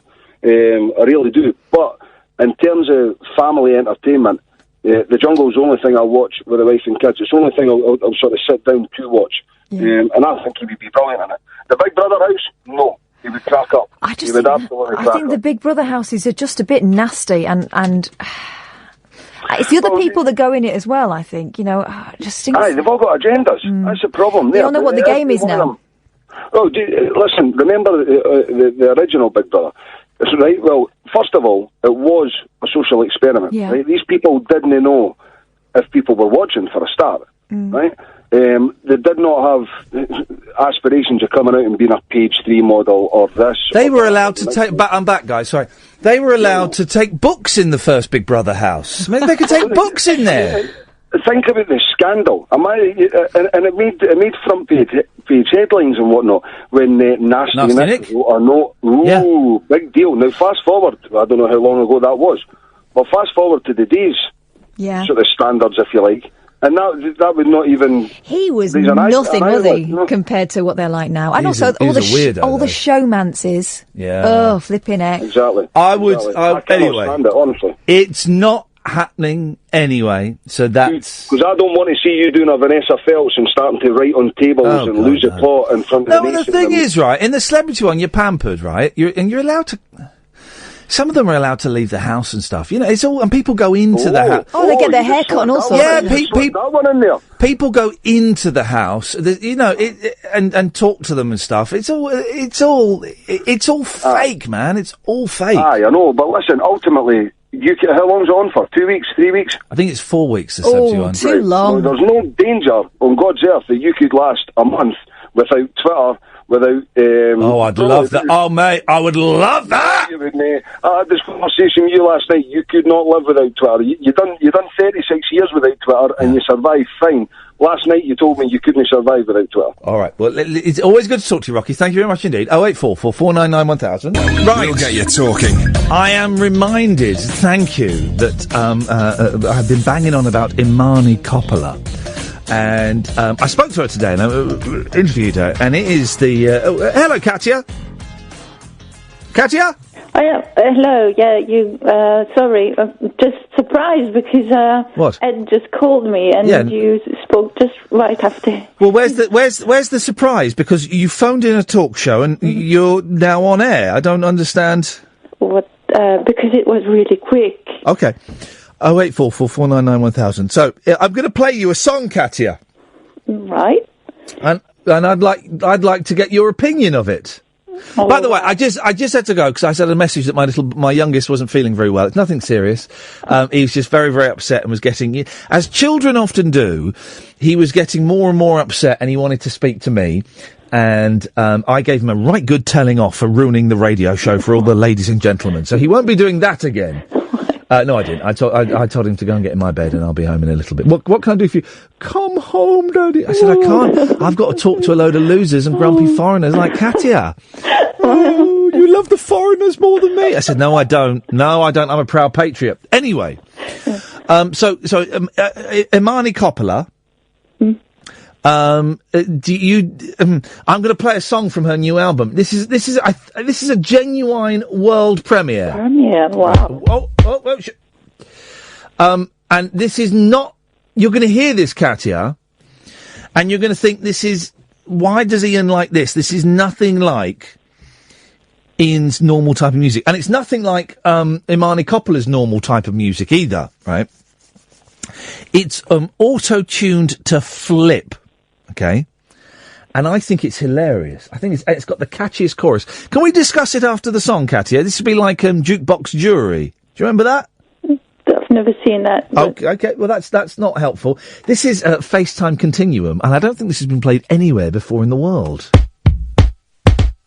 I'm all thumbs, no action, attention deficit distraction. My brain operates on a fraction. All thumbs, no human interaction. I speak in typos, predictive text it. I spell checked it. I stand autocorrected. I unplug your life support to make an outlet for my iPhone, and then you died. Asterisk dead, and then you died. Aristocrat.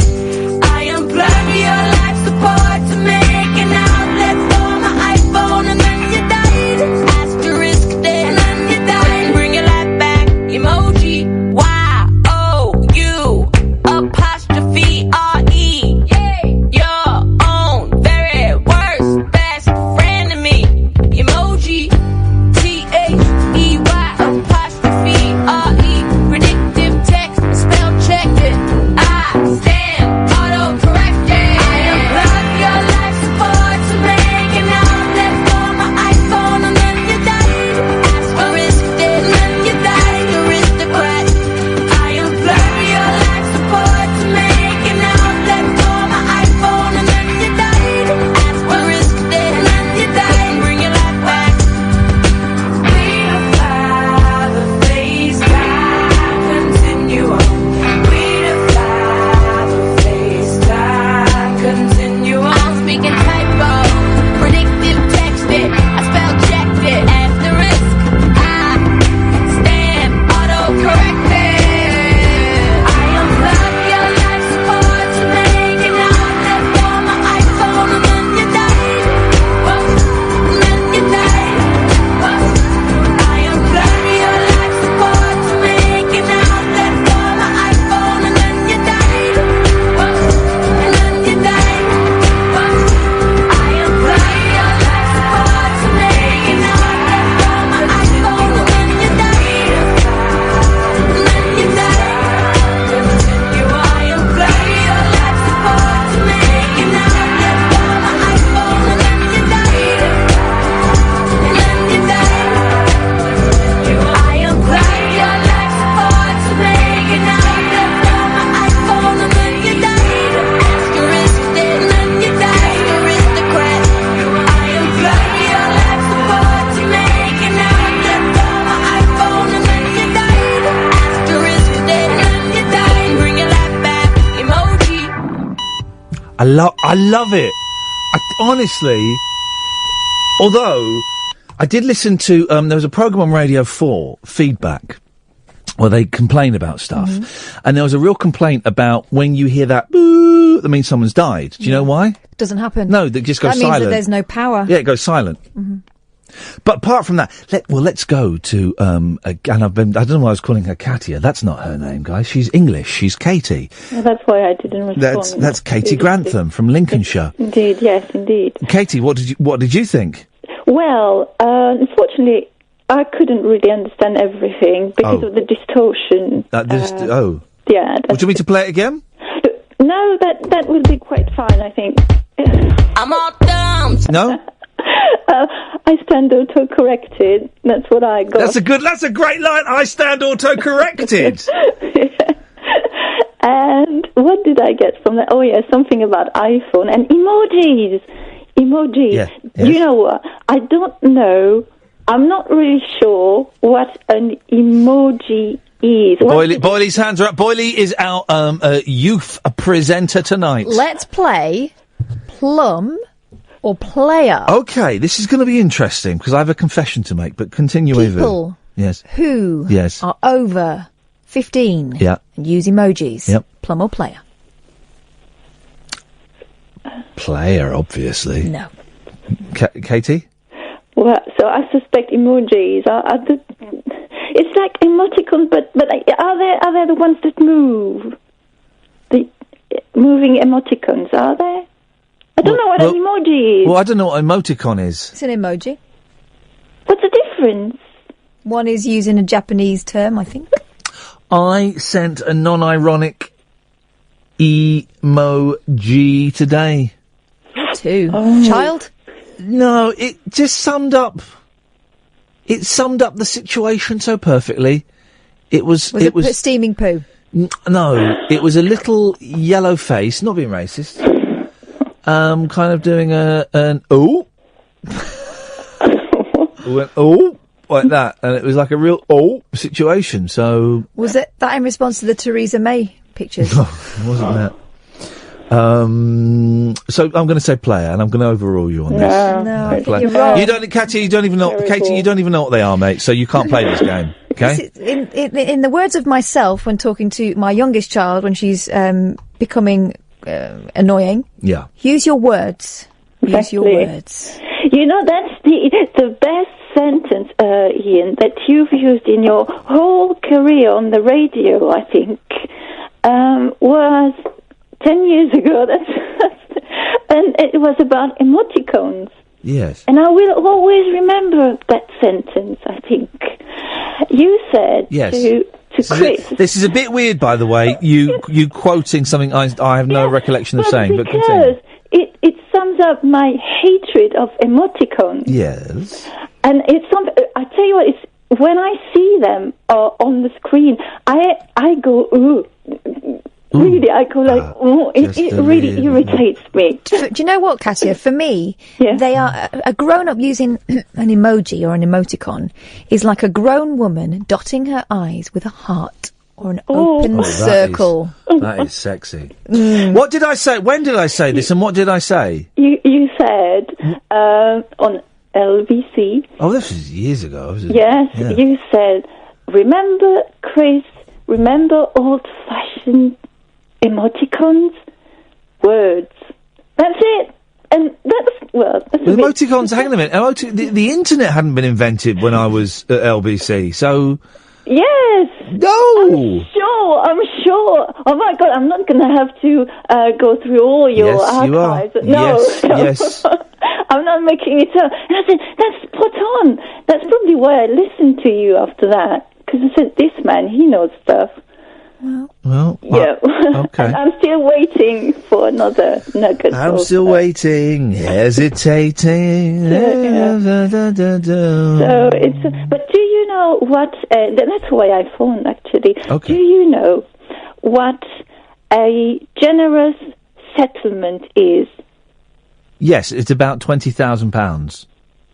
Right. So Dave Davis is telling people like me that I will get £20,000. Dave Davis of the Kinks? No, from the what? From the Parliament. Oh, David Davis. Oh, David Davis is telling you what? But when you get booted out of this country? Yes. He said people like Katia. Well, kind of. They will. You're sounding more foreign than normal tonight. I don't know why. The prospect of 20 grand. Yeah, exactly. I will take the 20,000. They will get a generous settlement. Make sure you get it in euros, Katia, not pounds. So I want to know, and I've been pondering for probably 2 weeks now. What does that really mean? £20,000. No, it's not money. That's not what he means. And you know. Well, a generous settlement is finance and help to bugger off. It's not. Come on. What are they playing at? A generous settlement. Why does she not believe me? You tried telling her, Kath, what a generous settlement means. Try telling her, because she won't believe me. Because I've gone back on the emoticons. Moi, je suis avec toi, j'entends rien, quoi. C'est difficile. Oh.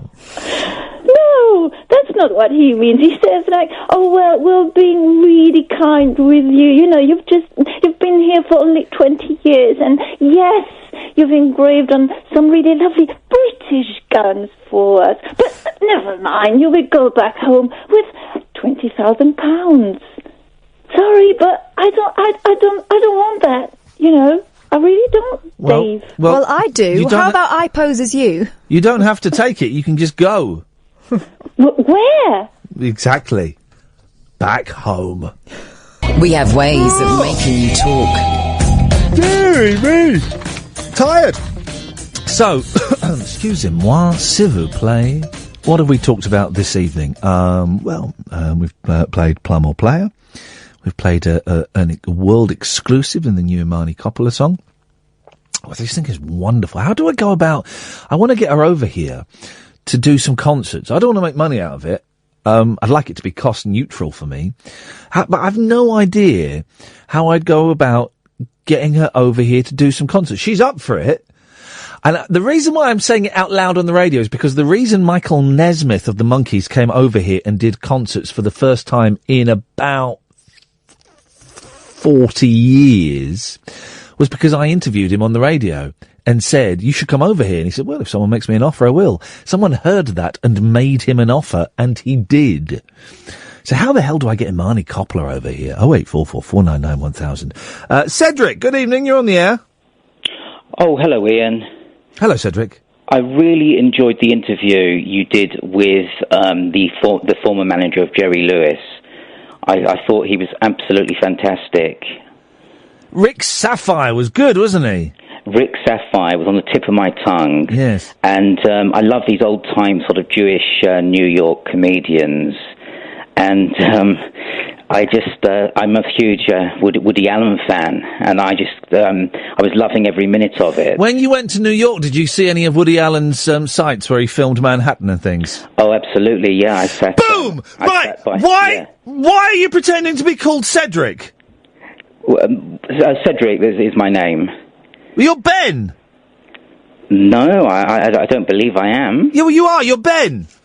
Well, if your detective skills in this case must be good, but if I am Ben, let's just say that you've got an apology coming to you tomorrow, Ian, from me. But then, why do you keep comparing me to Alan Partridge? I don't know if you think it's funny. It's not. It's rude. No. And if you sent an apology today, then why did you compare me to him tonight? Because that was done prior to... How did you know... Okay, listen, Ian... I know more than I let on. I know, and the thing is, I sent you a card, and tomorrow it's going to arrive. Yes, and so you sent it. So you sent it today, and so this evening you then compare me to Alan Partridge again. So are you? When do I get the apology for that one? Well, my therapist, because I do have a therapist, and has told me that sometimes I do stuff because I was diagnosed with Asperger's syndrome. Right. And my therapist told me that I do things. The old Asperger's card. The old Asperger's card's being played, is it? The old Asperger's card, but in this case, I know what you mean. People do use the card a lot, but in my case, I do things that I don't realise. And I had to say to my therapist today, does Ian really not like the Alan Partridge, or is he pretending? And I've come to the decision that, you know what, Ian, I think I overstepped the mark, and you're going to get a card tomorrow. But then you did it. But then you did it again after sending the card. I know, because I did that before I sent the card. No, you didn't. Well, you sent the card. What time did you send the card? I sent the card via Moonpig this morning. Right, and then this evening, about 10:20, you compared me to Alan Partridge again. But you didn't. You obviously didn't enjoy it. No. Are you going to send me a card for that one? No, I'm going to delete it because I think you'd prefer me to just delete those, wouldn't you? I prefer you not to send them. Right. Well, basically, I would prefer that. Now I've blocked you. Now before I just muted you. Now I've blocked you. Well, listen, Ian, this is going to end now. I do have a condition, and I made some errors, and I do things because I'm not very I don't understand my surroundings, Ian. I'm very confused. Okay. And I take that on board, and I appreciate that. Yes. But, what part of I don't like it, could you stop doing it? Do you not understand? Because I thought at first that maybe you were not as really upset, because you know that old thing, like people like Tommy Boyd, they used to do wind-ups, and remember Caesar the Geezer? Yes, the money was just resting in his account, yes. Yeah, they used to do these terribly long-winded wind-ups where they pretended they didn't like stuff that they did like. Right. So in this case... Let's clear this up once and for all. I don't like it. It's rude to compare me to Alan Partridge. Well, it's stopping from this moment Beautiful. on. You're going to get a lovely card. You're going to get a lovely card tomorrow. Beautiful. You don't need. No one needs to send cards, but beautiful. Then let us continue on this long. And I'm even going to unblock you. Oh, lovely. But this is your last chance. And condition or not, right? Yes. Condition or not. Yes. I also have the right to set boundaries. You certainly do. And the boundaries are, I don't like it, and if I get it, I will block. And you've got every right, Ian, and I overstepped the limits, and I obviously thought it was like radio presenters would be chuffed if they were told that they were compared to it. No. But they don't, and I've learnt something from you, actually. I've learnt something. Well, there we go, and that's fantastic. Peace and love, man. All right, take care, Ian. Peace and love. Peace and love. Well, that was awkward, wasn't it? You kept quiet there, Kath. Thanks, pretending to send an email. No, I was listening. Thoughts? My thoughts. Well... Because I want to become a better human being. Okay, I think that you both said your thing. Yeah. Now, there is absolutely no doubt as to where the boundary is. Yeah, yeah. Let's let bygones be bygones and see what happens. Okay. Okie dokie. That means no more. No more. Jonathan. Hip, hip, hip, Ian. Hip, hip, hip, Jonathan. So yeah, a few things. I'm really glad you took your kids to the Power Up event. Yeah, I'm glad they had fun. This is the video game exhibition at the Science Museum. It was brilliant. It was great because they had more than enough machines to make sure that everybody got to play on things all the time, and they didn't let hundreds and hundreds of people in at a time. It was a very controlled environment, so I love it. I loved it. And you've got them playing Lego Star Wars now. Hopefully this is because it's a really nice way to connect with your kids, because it's something you enjoy as well. Obviously not the same kind of games, but... They were annoying me today. They're playing Lego Star Wars for the first time, and I was going to come back. No, you've got to come back. You've got to open that door. Come back. No, back this way. I'll give you the controller. Oh, but they're only tiny. Yeah, they're annoying me. Play it properly. Better than you, Finn. They will, so just enjoy the moment while they're being a bit rubbish. The other thing I want to talk about is my flat almost burnt down today. My neighbour's flat had a fire in it. My girlfriend let me know at work. And, the whole building was evacuated. I was outside with fire engines. We didn't know if our flat had survived or not. Oh. It's amazing how, I'd just gone through the motions at work and thought it was just another normal day, and then it could have all just gone up in smoke. Yeah. Yeah, well, and did it? No, it didn't, fortunately. That's the thing with flats, though, isn't it? Because if you have a house, then you're kind of king of that domain. And if you don't smoke or don't set the, frying pan on fire and all that stuff, you're probably not going to have you'd be very unfortunate to have your house burned down. But when you're in a flat, you don't know what other people are doing. No, and they're only a young couple as well. They clearly didn't mean to do it, but they set a frying pan on fire. So I can just imagine how horrible they had to feel. But yeah, it's just a shock. You don't expect it to happen, and then just one day, there it is. What happened to Caesar the Geezer? You remember Caesar the Geezer? No, not really. He was. I wonder what happened I think. Did he? I mean, did he get in trouble or not? I'm just googling to see what he did. That catchphrase you mentioned, the money in the account thing, isn't that from Father Ted? Yeah, it is. It's a Father Ted line, I think, which I haven't seen. I wonder if Father Ted stands the test of time. I'd like to. I should think so. I remember watching the pilot episode of Father Ted and just thinking comedy had entered a brave new era. It was just the funniest thing. I loved it. Spider Baby and the fair where you could. I think one of the rides was you could climb up a ladder. It was just wonderful. It was such an amazing show. The milk thing episode, that was really good. Seeds of the Geese. I'm trying to work out. I used to like a bit of Seeds of the Geese. I think it's a slightly old-fashioned act, Seeds of the Geese. He now uses the name Chris Rogers. Yeah. By the way, if we could mention some of the names that our boss told us about over lunch today that might be doing cover shifts here at Talk Radio, if we could mention some of the names, which we can't and we won't, it would get a lot of Radio Geeks' hearts aflutter. Ours included. Yes, the radio anoraks would be literally touching themmselves. Can we get any clues? Sorry? Can we get any clues? No, I can't give you any clues. They're all men. They're all men. Oh. Well, I mean, there's two, wasn't it, that were mentioned? Mm-hmm. That were, yeah. Yeah, two leg ends. Two absolute legends. How's about them apples? There's your clues. Really good apples. Two absolute radio legends that will hopefully be coming and doing at least a few shifts here, which would be nice. Anything else, Jonathan? No. See you later. Tutty bye. Bye, 0844 499 1000 is the phone number. Last hour of the show. We don't call you back. No, we do call you back for the last hour, because what day is it? It's only flipping Tuesday. This week feels like it's gone on for ages already. It's only Tuesday, guys. This is outrageous. Tomorrow's Wednesday. And another long day for me.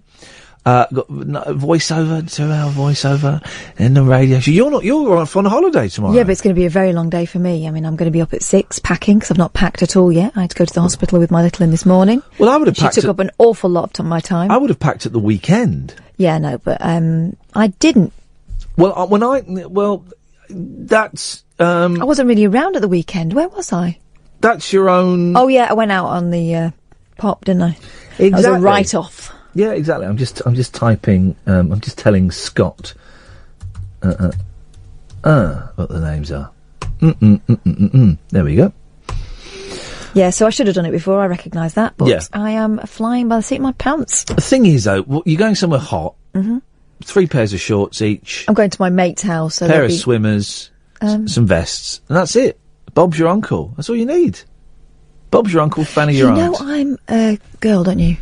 Yeah, but it's the same. It's the same thing. It's the same thing. Not quite. Right, last hour of the show, guys. I can feel us both winding down a little bit, which is absolutely fine. There's nothing wrong with that. 0844 499 1000 is the telephone number. I'm Iain Lee. This is Talk Radio. Talk Radio. Right, last hour of the show. I'm kind of winding down a little bit. I think it's a little bit tired, which is absolutely fine. So maybe a little bit quieter than the rest of the show.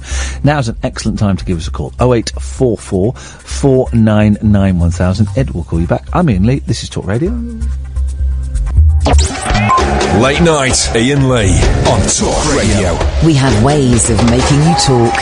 Well, I'm not the kind to kiss and tell, but I've been seen with fire up. I've never been with anything less than a 9.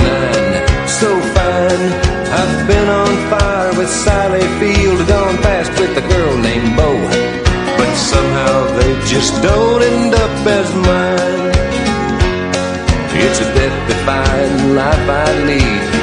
I take my chances.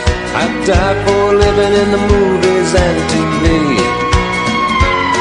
But the hardest thing I ever do is watch my leading ladies kiss some other guy while I'm bandaging my knee. I might fall from a tall building, I might roll a brand new car, 'cause I'm the unknown stuntman that made Redford such a star.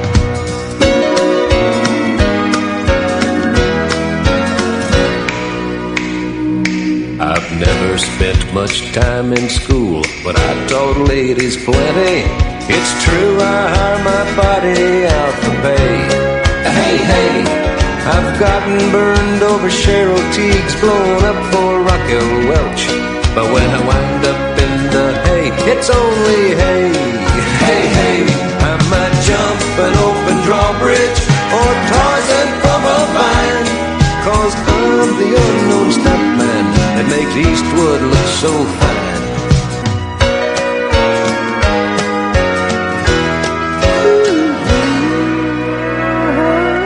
Yes, Simon!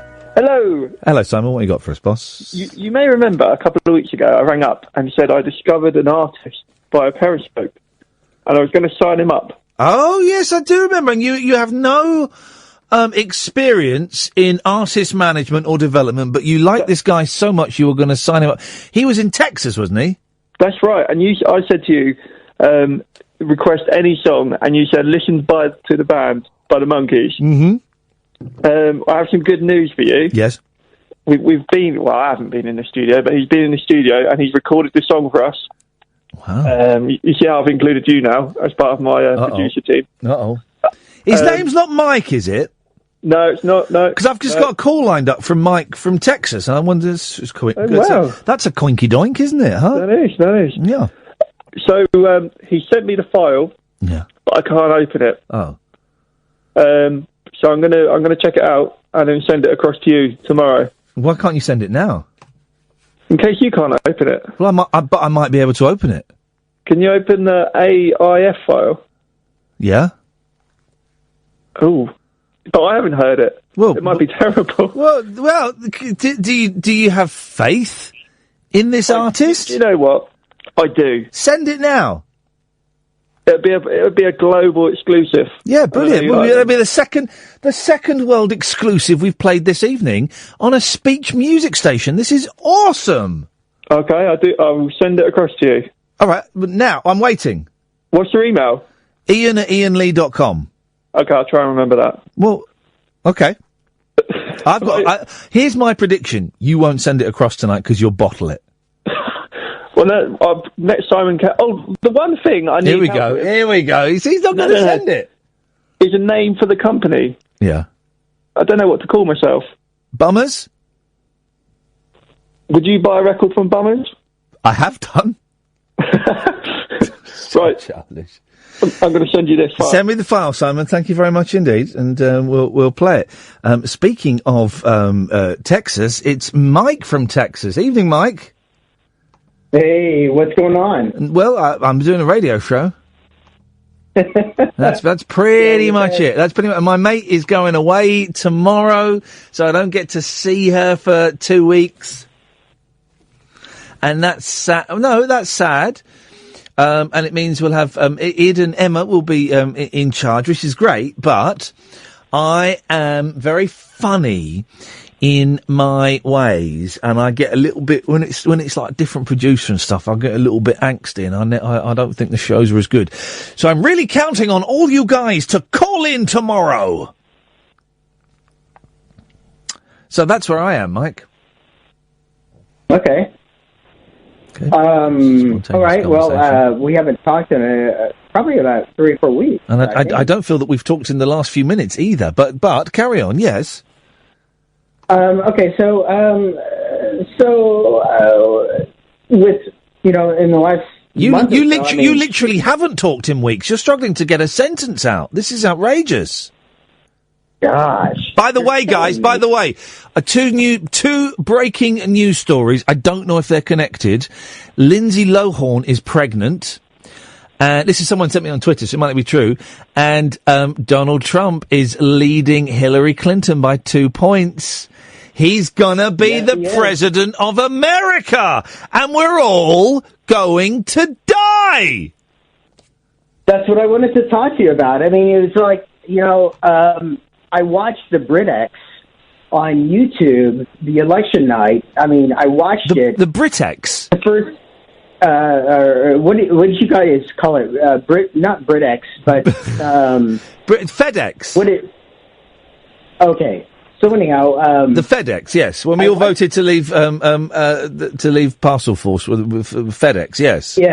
Yeah. What a great election! I mean, or referendum. It was beautiful. It was a masterclass, an absolute masterclass. It's what we do the best, the Brits, is we screw up our country. I was discussing this with my counterpart, my business partner in the UK the next day, and we were kind of really, talking about it. And what we talked about was the fact that the people that were supporting staying in the in the European Union, they really felt like they didn't need to vote And the people that wanted to vote out, they were very passionate about voting. But the people a lot of people that wanted to remain did vote. I'll agree with you. It was only like 1.6 million people less voted to stay than voted to leave. But here's why I think the Remainers lost, because they were called the Remainers. Brexit sounds cool. Remainers or Bremainers or whatever. It's not. They didn't have a catchy word. It's like Saatchi and Saatchi came up with the guys. You're going to call it Brexit. Trust me, you're going to win with that. Beautiful. And that's what it came down to, I think. Well, see, I totally disagree. And the reason I think they lost is the fact that, it's all about passion. The people that were wanting to leave were more passionate than the wanting to stay. And that's the same thing, when we come down to Hillary Clinton and Donald Trump. I think. Well, but you're wrong. But you're wrong. People there was passion on both sides. And both sides went out to vote. I don't know why you're saying that the Bremainers didn't go out to vote. They did go out to vote. It's just that more people wanted to vote to leave. I disagree with that, but that's what people voted. That was the will of the public. Well, I disagree again. But I don't know I don't understand what you're saying. Well, what I'm saying is, that people that wanted to stay in, they were not passionate. I mean, they were, physically passionate, but they were not passionate enough that they actually take action. No, but what action? But what action do you mean, Mike? They went and voted, but more people voted to leave. Right, but at the same time, I mean, the people that wanted to stay in. I mean, those are the people that, they kind of felt an arrogance that, hey, look, there's no need for me to vote. Well, how many people that wanted to stay in? How many people that wanted to stay in didn't go out and vote? What was it, like 2%? Where did you get that figure from? I believe that was the results. I mean, what was it? It was the difference was 48 to 52 roughly. It's a little bit less than that, but so where is your evidence that the people who wanted to remain didn't go out and vote? Just because they got beaten? That's your evidence, is it? Yeah, basically. Well, that's not. I'll give you on that. That's not evidence. That's just one side got beat. That's like saying that any time. It's like saying, well, yeah, the reason that the Lib Dems lost loads of seats in the last general election because the Lib Dems aren't very passionate and they just didn't go out and vote. Well, there is nonsense. It just means they got beaten. Okay. Oh, that's that argument. But you're going to say you disagree, but then I'm going to say, but where's your evidence that the Remainers didn't vote? And you'll say, well, because they got beaten. Okay. We'll agree to disagree. No, we won't, because that's a coward's way out of an argument. I hate that we'll agree to... What you're saying, unless I'm being completely dumb, what you're saying is not grounded in any reality. Where's your evidence that the people who wanted to remain... I wanted to remain, I voted to remain, so you're wrong. Well, I mean, let's look at, the BBC. I mean, the BBC, that's all they talked about was staying in. Everyone... No, they didn't. No, they didn't. No, they didn't. Oh, no, they didn't. Mike, Mike, No, Mike, it with the greatest respect, you would have seen highlights of the BBC coverage, okay? Having worked for the BBC, they're impartial. No, they're not. Well, you're Mike, they're certainly not. Mike, you're completely wrong on that, because A, I listen to and watch the BBC a lot more, and B, I used to work for them, They're impartial, Oh, and they have to be impartial. That is so wrong. I mean, I sit there and I watch Channel 4 News and I watch BBC News. Right. And I will tell you this. Channel 4 News is spot on. BBC No. Channel 4 News says what you believe in. No. What do you mean they are spot on? Meaning, they tell the news. It's not biased. It's not editorial news. It's actual fact. Right, and you're saying the BBC. You're saying what you're saying is, that the Channel 4 News tells the news that you believe in and you agree with. It gives Channel 4 News. Channel 4 News is not impartial. Yeah, exactly. I'm saying Channel 4 News is not impartial. Right. They actually so why? So if it's not impartial, well, no. Facts are impartial. Facts, by their very definition, are without any form of bias. They are facts. So facts are impartial. And you've just said that Channel 4 News gives the facts, and yet it's not impartial because it gives the facts, which makes me think, I don't think you know what impartial means. Okay, I'm sorry. I misunderstood you. Yes, I thought you said partial versus impartial, but yes, I think, Channel 4 is certainly impartial. Okay, so it gives facts, right? And what BBC bias have you seen then? Well, like I said, I mean, exiting the EU. I want a specific example of something you saw on the BBC that was not impartial about the EU referendum. I couldn't give you one. Well, exactly, because Mike, honestly, you are so wrong on this. It's incredible. Here's the thing, right? At the last general election, right, a load of people complained that the BBC gave too much prominence to Ed Miliband and the Labour Party. And almost exactly the same number of people complained that the BBC gave too much prominence to David Cameron and the Conservative Party. And I was just listening to an episode of Feedback, I love Feedback, where exactly the same points were made about the referendum. A load of people saying, well, the BBC was way too much in favour of remaining, and almost exactly the same number of people saying, well, the BBC was way too biased in leaving. We hear what we want to hear.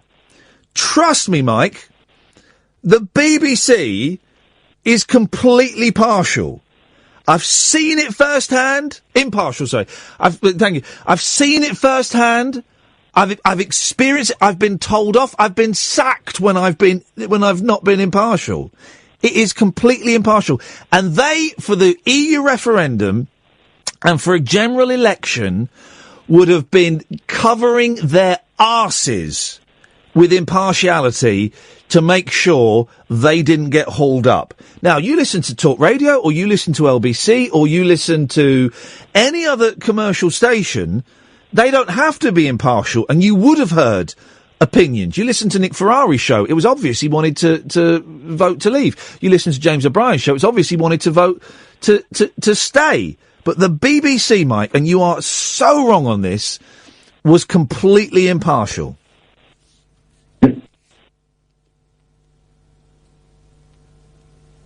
I totally disagree. Okay, well, you're wrong. You're wrong. We have the same thing here in the United States. PBS, which is Public Broadcasting Network, and supposedly they're impartial. But you can't compare. Why are you comparing? Why are you comparing PBS to BBC? It's nothing like it. It's completely different. You watch it and you can pick up on it. No, I'm not going to watch it because it's irrelevant to me. It's completely different. Andrew Marr. Watch Andrew Marr on Sunday mornings. Right, that's one. Right, and well, first of all, Andrew Marr is I am not going to watch it because it's quite dull. When I have watched it, he has been impartial. He challenges both sides equally.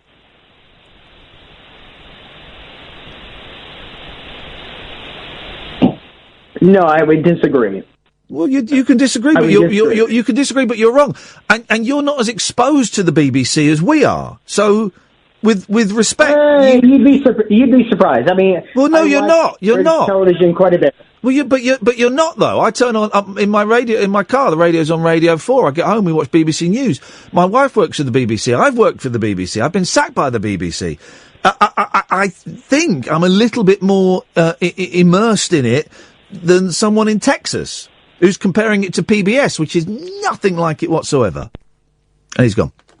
I enjoyed that. Thank you, Mike. 0844 499 1000. Ian, you'll be up next. Late night Ian Lee on Talk Radio. We'll get you talking. I do enjoy muting people on Twitter now. Don't... just muting people. Sean, right, don't tell me what I know, okay? Don't patronise me. BBC coverage of Israel is editorialised. Every Israel article is biased against Palestinians. You know that, Ian. I don't think it is, Sean. Please don't tell me what I know. Please don't tell me what I think. I know what I know, and I think what I think, and I'm open to suggestions. I'm open to changing those things. But Sean, please don't patronise me with that. I've already muted 2 people. One I should have muted a long time ago. It's fun. It's fun. Ian's on the line. Good evening, Ian. Hello, mate. Hip, hip, hip. What you got for us, boss? Well, I just need the listeners' help, I think. We haven't spoken since, I don't know, I listened to your Virgin show long time ago. Wowzers. And I just reckon I need the listeners' help, because I'm in that horrible period where I've handed my notices and I'm still being hassled by the boss. Uh-oh, what so for? I want some advice. Well, hang on a minute. How much notice do you have to work out? Well, 3 whole months. Oh, you flipping it. And why have you handed your notice in? Well, better job to go to. Oh, better beautiful. Okay. Now I'm getting stressed for stuff that I no longer give any F about, as it were. Right. So, but what are you getting stressed for? What are they hassling you for? Well, the things that they think that I'm responsible for that they won't be able to do once I'm gone. Ah, I see. So how can I help you, Ian? How far do I have to push myself? Do you know what I mean?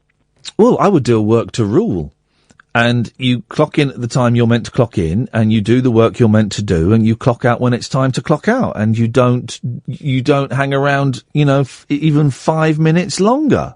No, I know, but every day I'm getting, what are you doing now? What are you doing now? What's the job you're doing? What task are you doing? I'm getting that all day, every day.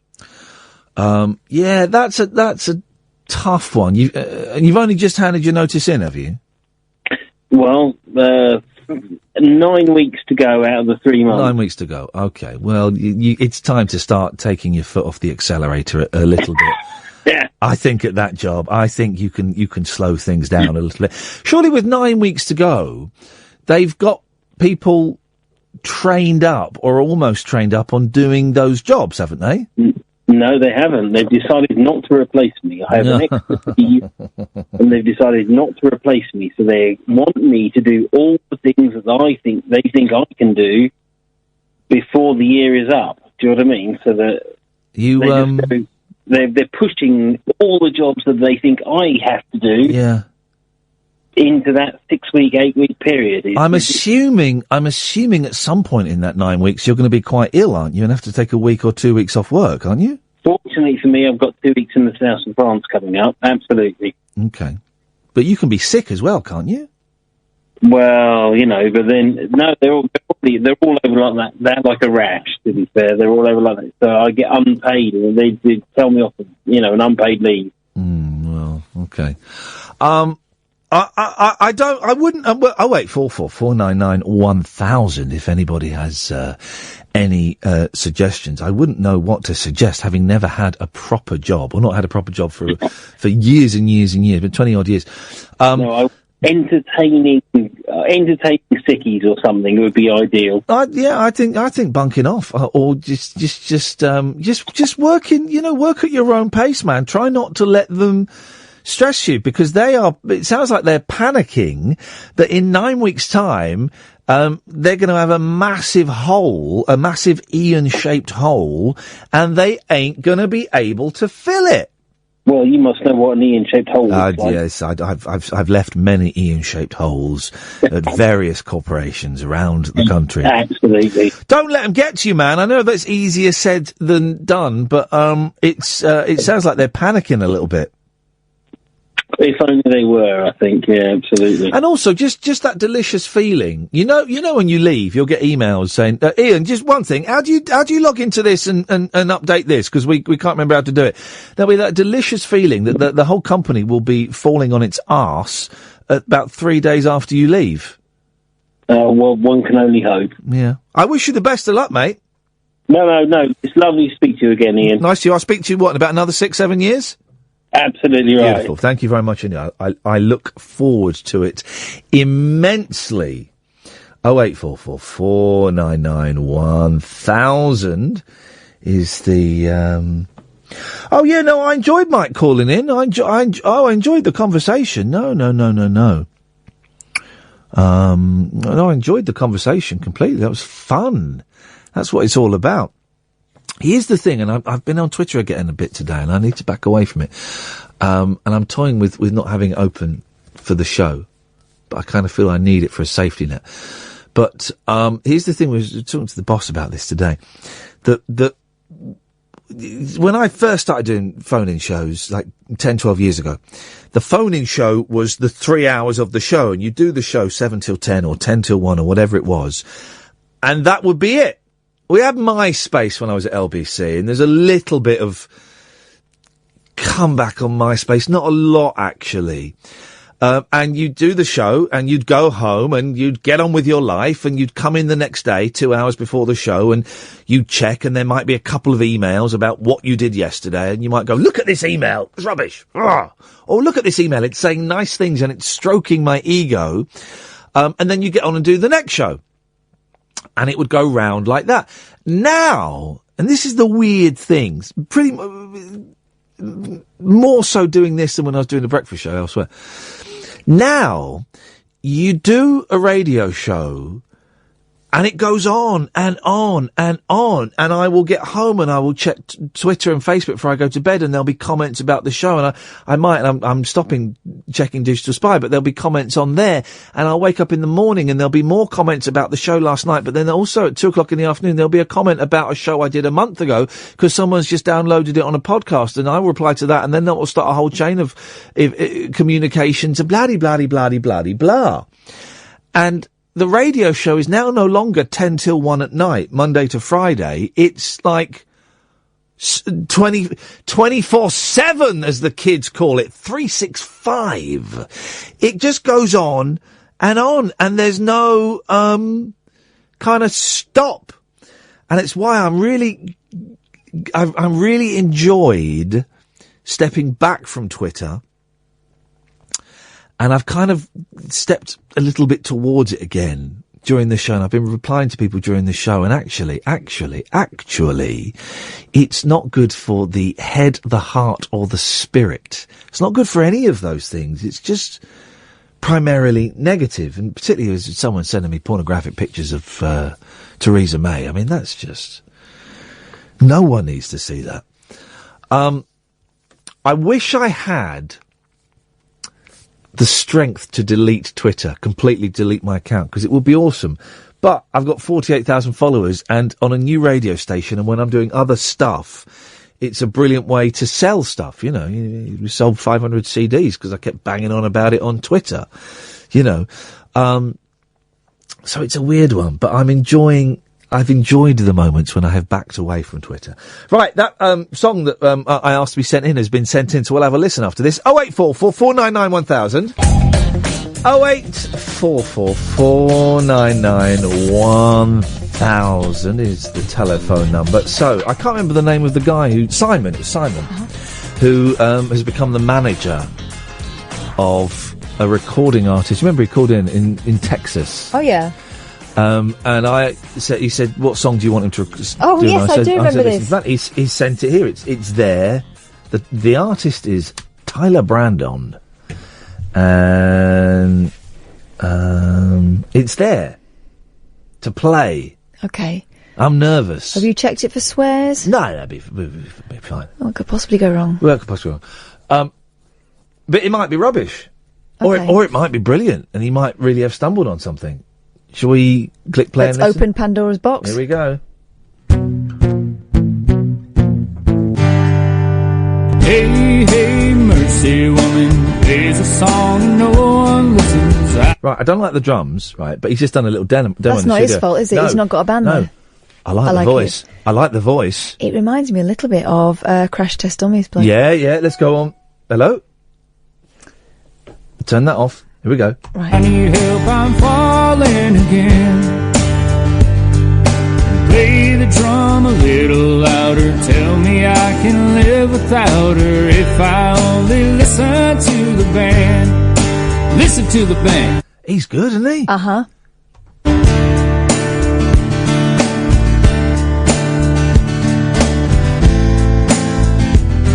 I've got a cunning plan formulating in my head. Weren't they good that made me happy? I think I can make it alone. Oh, mercy woman plays a song and no one listens. I need help, I'm falling again. If he didn't have that, he's just done a quick demo with the Casio drum. That's what he said here. I've done a drum track on a keyboard. I could listen to an album of this guy. Play the drum a little bit louder. Tell them they can live without her. Ed, get Simon back on the phone. We need to talk. They only listen to the band. Listen to the band.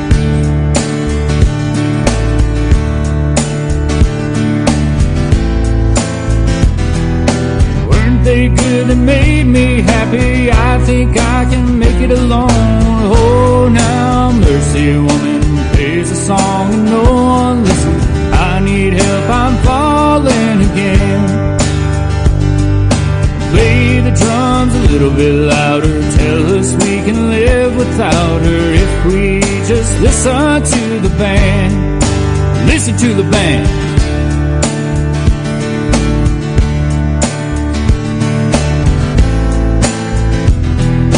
Weren't they good that made me happy? I think I can make it alone. Hey, hey, mercy woman plays a song and no one listens. I need help, I'm falling again. So play the drum a little bit louder. Tell me I can live without her if I just listen to the band. Listen to the band. I like that. Now, this is what I'm thinking, right? Because Simon wants to sign him up. Mm-hmm. I think we get in touch with that guy and we sign him up. Right. Because we've got, I've got 48,000 followers on Twitter. Simon's got like 0. Mm-hmm. I've got... Whoa. Sorry? Oh, hello, Hello, mate. Simon. Hello, Simon. We're Hello, just buddy. talking about you. Hello, buddy. How's it going? I've got 11,000 followers on Twitter, thank you. How have you got... But how many do you follow? About 1,000. How come you've got so many? I'm a local celebrity. In what way? I won a business award, I've appeared on TV, everything. I'm glad you're interested, though. Let's talk numbers. Gyro says, this guy is technically unsigned. Wow. Hashtag what a voice. Shippo Hippo says I'd buy it. Yeah. All right. Fair play. I'll give you that. He's brilliant. Right. So, you've got a record label, haven't you? Yeah. Oh. Yeah. So why don't we do a bit of business? Of course we can. I would love to put out a record of his if you invested £5,000. Okay. Oh. And for that, what you get for the £5,000 is you get the chance to have a conversation with me. Oh, I can come to your free show at the weekend. Well, I won't talk to you. Security will be so hot tonight. Everybody's looking for a hustle. No, I'm not going to put him out on my record label because we're only putting out Monkey stuff. I'm already having trouble with Glenn, who I do the label with, who wants to release the Knight Rider theme on it as a single after, because we spoke to Stu Phillips last week. I'm going, no, Glenn, no. He's going, but it's the 35th anniversary and we can release it for Record Store Day. I'm going, no. So no, I can't help. But He's certainly brilliant, and he's certainly, welcome to come on the show and sing a song or something. Okay, that'd be brilliant. There we go. And if you do get him on a label or something or whatever, I don't know, labels. We will get behind and give you as much free publicity as we can be bothered to. How about Simon? that? Let's talk Turkey though. Is he a looker? Yeah. Well, it's wrong for me to. Who does he look like? He said to me he knows all these old cowboy songs, and he said he always gets hassled by the other. By the crowd because they ask him where his cowboy boots are.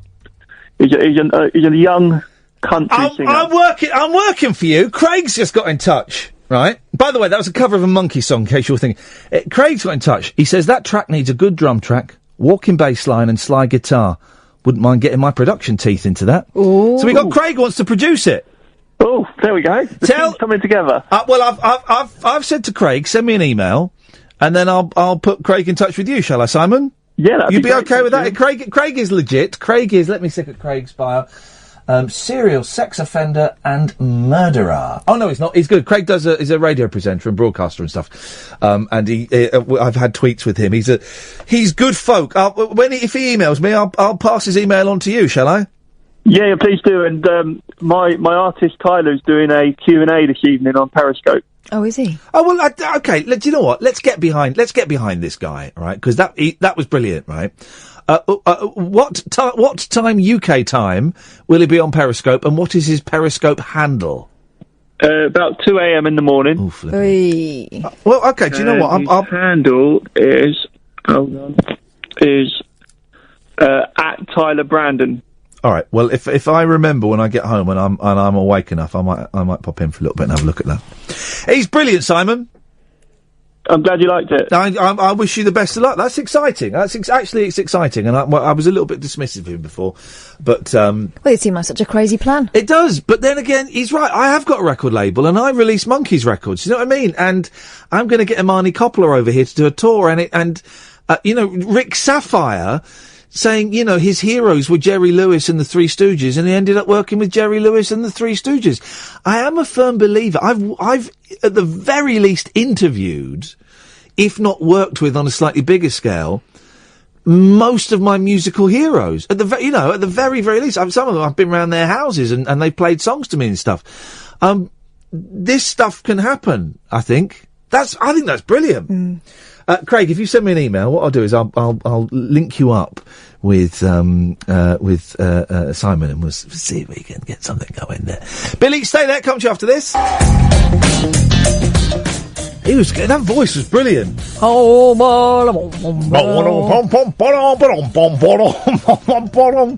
Scott is now saying he wants to write a song for him. Scott's a good songwriter. He is.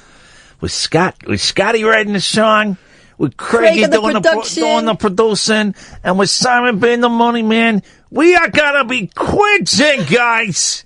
We are gonna be rolling in dough.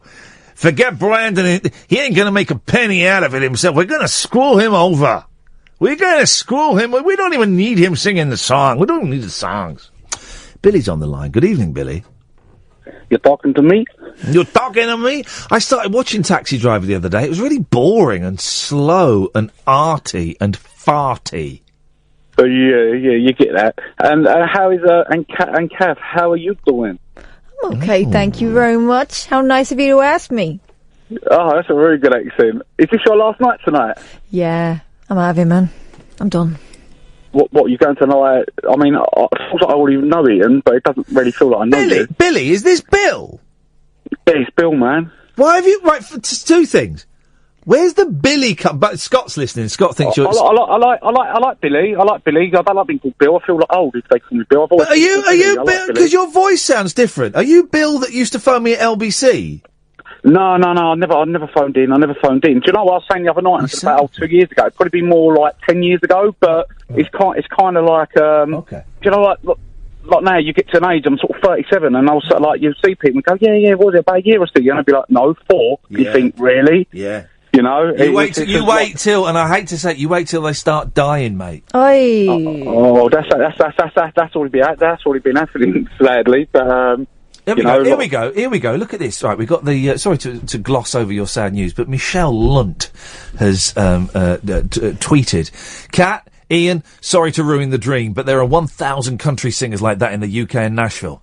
How does she know? She says, "I'm in the industry." Well, yeah, but we're not saying he's going to be like a multi-millionaire. We said he was good. What's wrong with that? We said he was good, and He was okay. He was okay, I'd say. Oh. Oh. I reckon I could do better. I could do better. I mean, if you give me the links, and I mean, my missus used to work for EMI years ago, a couple of years back before they all sold off. Yes. I mean, but I mean, it's not really my Go on then, thing, go on then, Billy. You do better.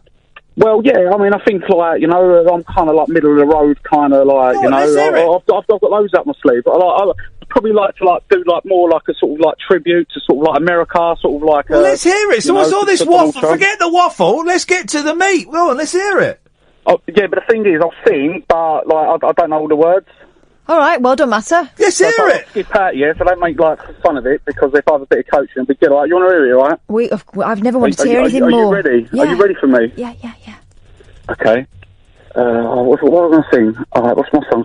All right, this is Donald Trump, America. What's going on? 4 non-blondes. Huh? I said, hey, hey, hey, hey, hey, hey, hey. I said, hey, what's going on? You sound like my dad, and he's dead. Oh, that's not nice. You sound all rubbish. And I tried. Oh my God, did I try? That's rubbish. Here's the thing, right? To the morning and I feel sing high it. and Take a deep breath and I get real high and I scream at the top of my lungs. Billy. What? I'm afraid it's a no from me. I don't know. I think I've just messed up a little bit there, but sometimes when I get into my rhythm when I'm on site, it does come out quite Fake good. Bill, it sounds good in your head, but in the real world, it don't sound good. What about I'll do Curtis Tigers? Go on then. Let's see Curtis Tigers. And I wonder why we hold on with tears in our eyes. If anything, it's worse. Billy, you look like a pop star. You sound like a pop star. But unfortunately, you're not a pop star. Oh, God. I've got the looks, though. I've got the looks. Listen, I thought that bloke... Only a mother could love. Yeah. I thought that bloke had a good voice, right? And we're not saying he's going to be a millionaire, but someone's taken an interest in him. Why not? Yeah, why not encourage him? Why not? Everyone starts somewhere, don't they? Also, have you seen the people that make it these days? Yeah. Makes no difference if you are just one like everybody else. If you get the right backing, you're in. And what Michelle is saying by extrapolation is you shouldn't try. No. You shouldn't try. Okay. And I think you should try. I think you should try. Anything is the possible. thing is, I had a mate, and he was a great singer. He used to, like, cover the Black Crowes, Chili Peppers, and I used to go, why don't you do an X Factor? And he used to go, oh, that's all beneath, like, me. That's not what I'm about, Bill. And I'm like, but you're brilliant, your voice, like, he was really good, and, like, had a lovely, like, gravelly voice. And he sort of thing, like, he was just happy playing in bars in Camden and just going around the country, and that's what he just enjoyed doing. He didn't want to be, like, put on a stage, told how to hack, like, what camera to look in. He just wasn't interested about that, and it's kind of like, so many people, they like, I've been to festivals, and there's people there, and it's like, they're almost like all-star with no substance, do you know what I mean? And it's kind of like, you have got to be sort of like, I don't know, sort of, I'm sort of losing myself, but, You've got to be the package. And the sad thing about the package is they don't hang around for very long, very often. Yeah, but some people are happy, like, singing in bars and just sort of, like, having more intimate kind of, they're not really want to sing in front of, like, thousands of sort of people or casual music fans or, I suppose it is a bit of a sort of, a bit of a dream. But then when people get more poppy, then, a lot of their ideas, and then you get writers and people influencing them and telling them, like, what they should be doing. And then they're sort of, like, modelled and carved to sort of suit the industry rather than themselves, isn't they? Yeah, but again, we're jumping the gun.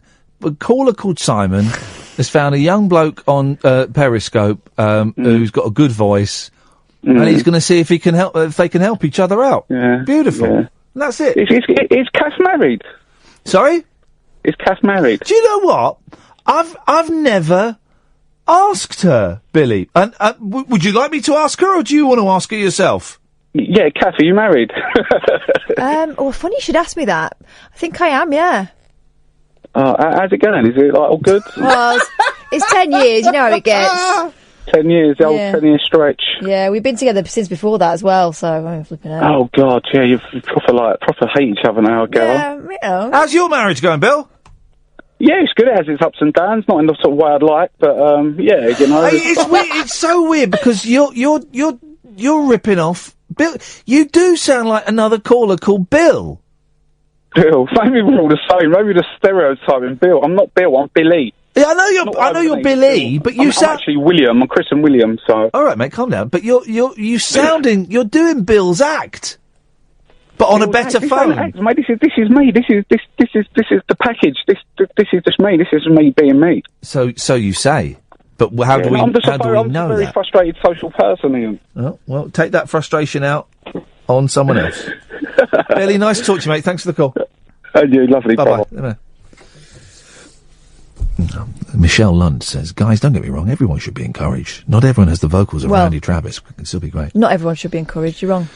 Some people should be told. Billy should not be encouraged. I like that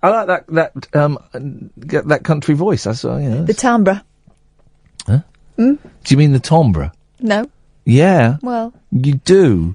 The timbre. But it's pronounced in French, timbre. Yeah, but we say it in English and we say timbre. What did you say? Timbre. Hmm? This has taken a really sombre mood. And I don't like that. Hey. Yeah, anyway. We've got 6 minutes to go and I just can't be bothered. Do you want to play Plum? Yeah, go on. What you got? Right, okay. Plum or bum? Plum or... up the plum? No, I don't want to play that game. Okay. Right. What was it? Plum or a player? Plum or bum? Plum or player. All right, here we go. Adult. Yes. On micro scooter. Oh, Plum, what are you talking about? Okay. Some people don't know that. I've seen a few of them around here. I've just been sent my email from Amazon recommending stuff that I should buy, right? They know they've got one, that's why. The first one is a film called The Educators. I'll read up until it says read more, and then we'll decide. We both have to agree to read more. Okay. Okay? Crime comedy about Julia Jench, a waitress who moves in with her boyfriend Peter, Stip Erseg, and his friend Jan. I don't want to read more. Hang on a minute. We both have to agree to read more. I don't want to read more. All right, next one. Haunt, DVD, Mac Carter, price £2.87. A family of 5 moves into a beautiful, sprawling dream home. One problem, it's cursed, having caused the deaths of the... I'm going to say previous inhabitants. Do we need to know that? I think I know how that film's going to go. Now, Salvage. Oh. DVD, $12.98. All right, it's going to be good then. Christmas Eve. And the residents of a quiet British cul-de-sac are suddenly plunged into a world of violence, terror, and... I would like to read more, but it's your call. In a cul-de-sac, you don't do violence and terror. Well, you do swinging parties. Do you want to read more or not? Pleasant summer barbecues. Yeah, I do want to know more. I want to read more, okay. It takes us to the page, okay. Let's see. They're in a cul-de-sac. Oh, flippin' heck. Go on. Oh, baby. But baby. Oh, but baby. This looks like good. Christmas Eve. And the residents of a quiet British cul-de-sac are suddenly plunged into a world of violence, terror and paranoia when a group of heavily armed military personnel storm their road, ordering them at gunpoint to retreat inside their homes. Unsure if this is the sign of a terrorist attack or something much worse, one local mother finds it in herself to desperately fight to save her estranged daughter stranded across the street. However, with growing dread, the residents soon discover that the threat is more monstrous than any of them could possibly imagine, and survival is no longer a guarantee. A stunning debut from director Lawrence Goff, featuring an award-winning cast. Neve McIntosh, Best Horror Actress at Fantastic Fest 2009. Salvage is a nail-biting exercise in sheer adrenaline-fueled fear that will chill you to your very core. But in a cul-de-sac, though. Cul-de-sac does ruin take it the edge off for me, that. slightly. That's more of a sort of activity you get in an avenue. The cul-de-sac, yeah. Although I think I'm going to try and watch that tomorrow. All right, well, you let me know. Serpico, then the rest are famous. I heard of that. Serpico, Dune. This is a great film. Open Grave. Have you seen this? No, I've seen Shallow Grave. This is great. John wakes up in a pit of dead bodies. Dead bodies. In a cul-de-sac? With no memory of who he is or how he got there. You don't even need to read more, because that is a good film. Have I seen that? Didn't I tell you to watch it? I think I told you to watch it. I've seen it. And then the last one is Bridge of Spies. It's good, that film. Enjoyed that. Sombre. Macabre. And Timbre. How do you say it? I'd say timbre. That's not what you said earlier. Eh? You said timbre. That's a bit like what's squeaking? Are you wearing leather? Me pen. I'm taking the lid on and off nervously. You don't see many rock stars in leather trousers anymore. No, not after the Lenny Kravitz incident. Someone, what would if a listener wanted to see Lenny Kravitz's penis fall through a split in his leather trousers? I mean, just literally dropping out. What would you type into YouTube, do you think? Lenny Kravitz penis. Yeah, I think that would probably. In fact, let me just check for you. I don't need to waste your time. It is quite okay. We got a minute, right? The 5 most incredible pieces of rock footage, right? At number 5. Afro Man smacking some woman in the face as she walks across the stage. Yep.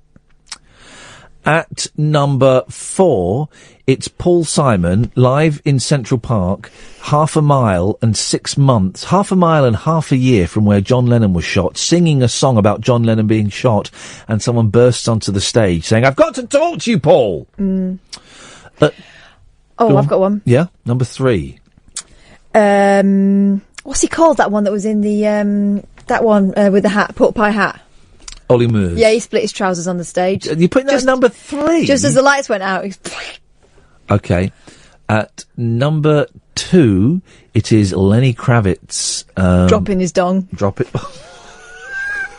Wow. You're really not bothered at all, are you? And the number 1 greatest bit of rock and roll footage, it's a tie with Justin Bieber getting hit in the face with a bottle of water or Madonna falling down the stairs on her back. Both of them.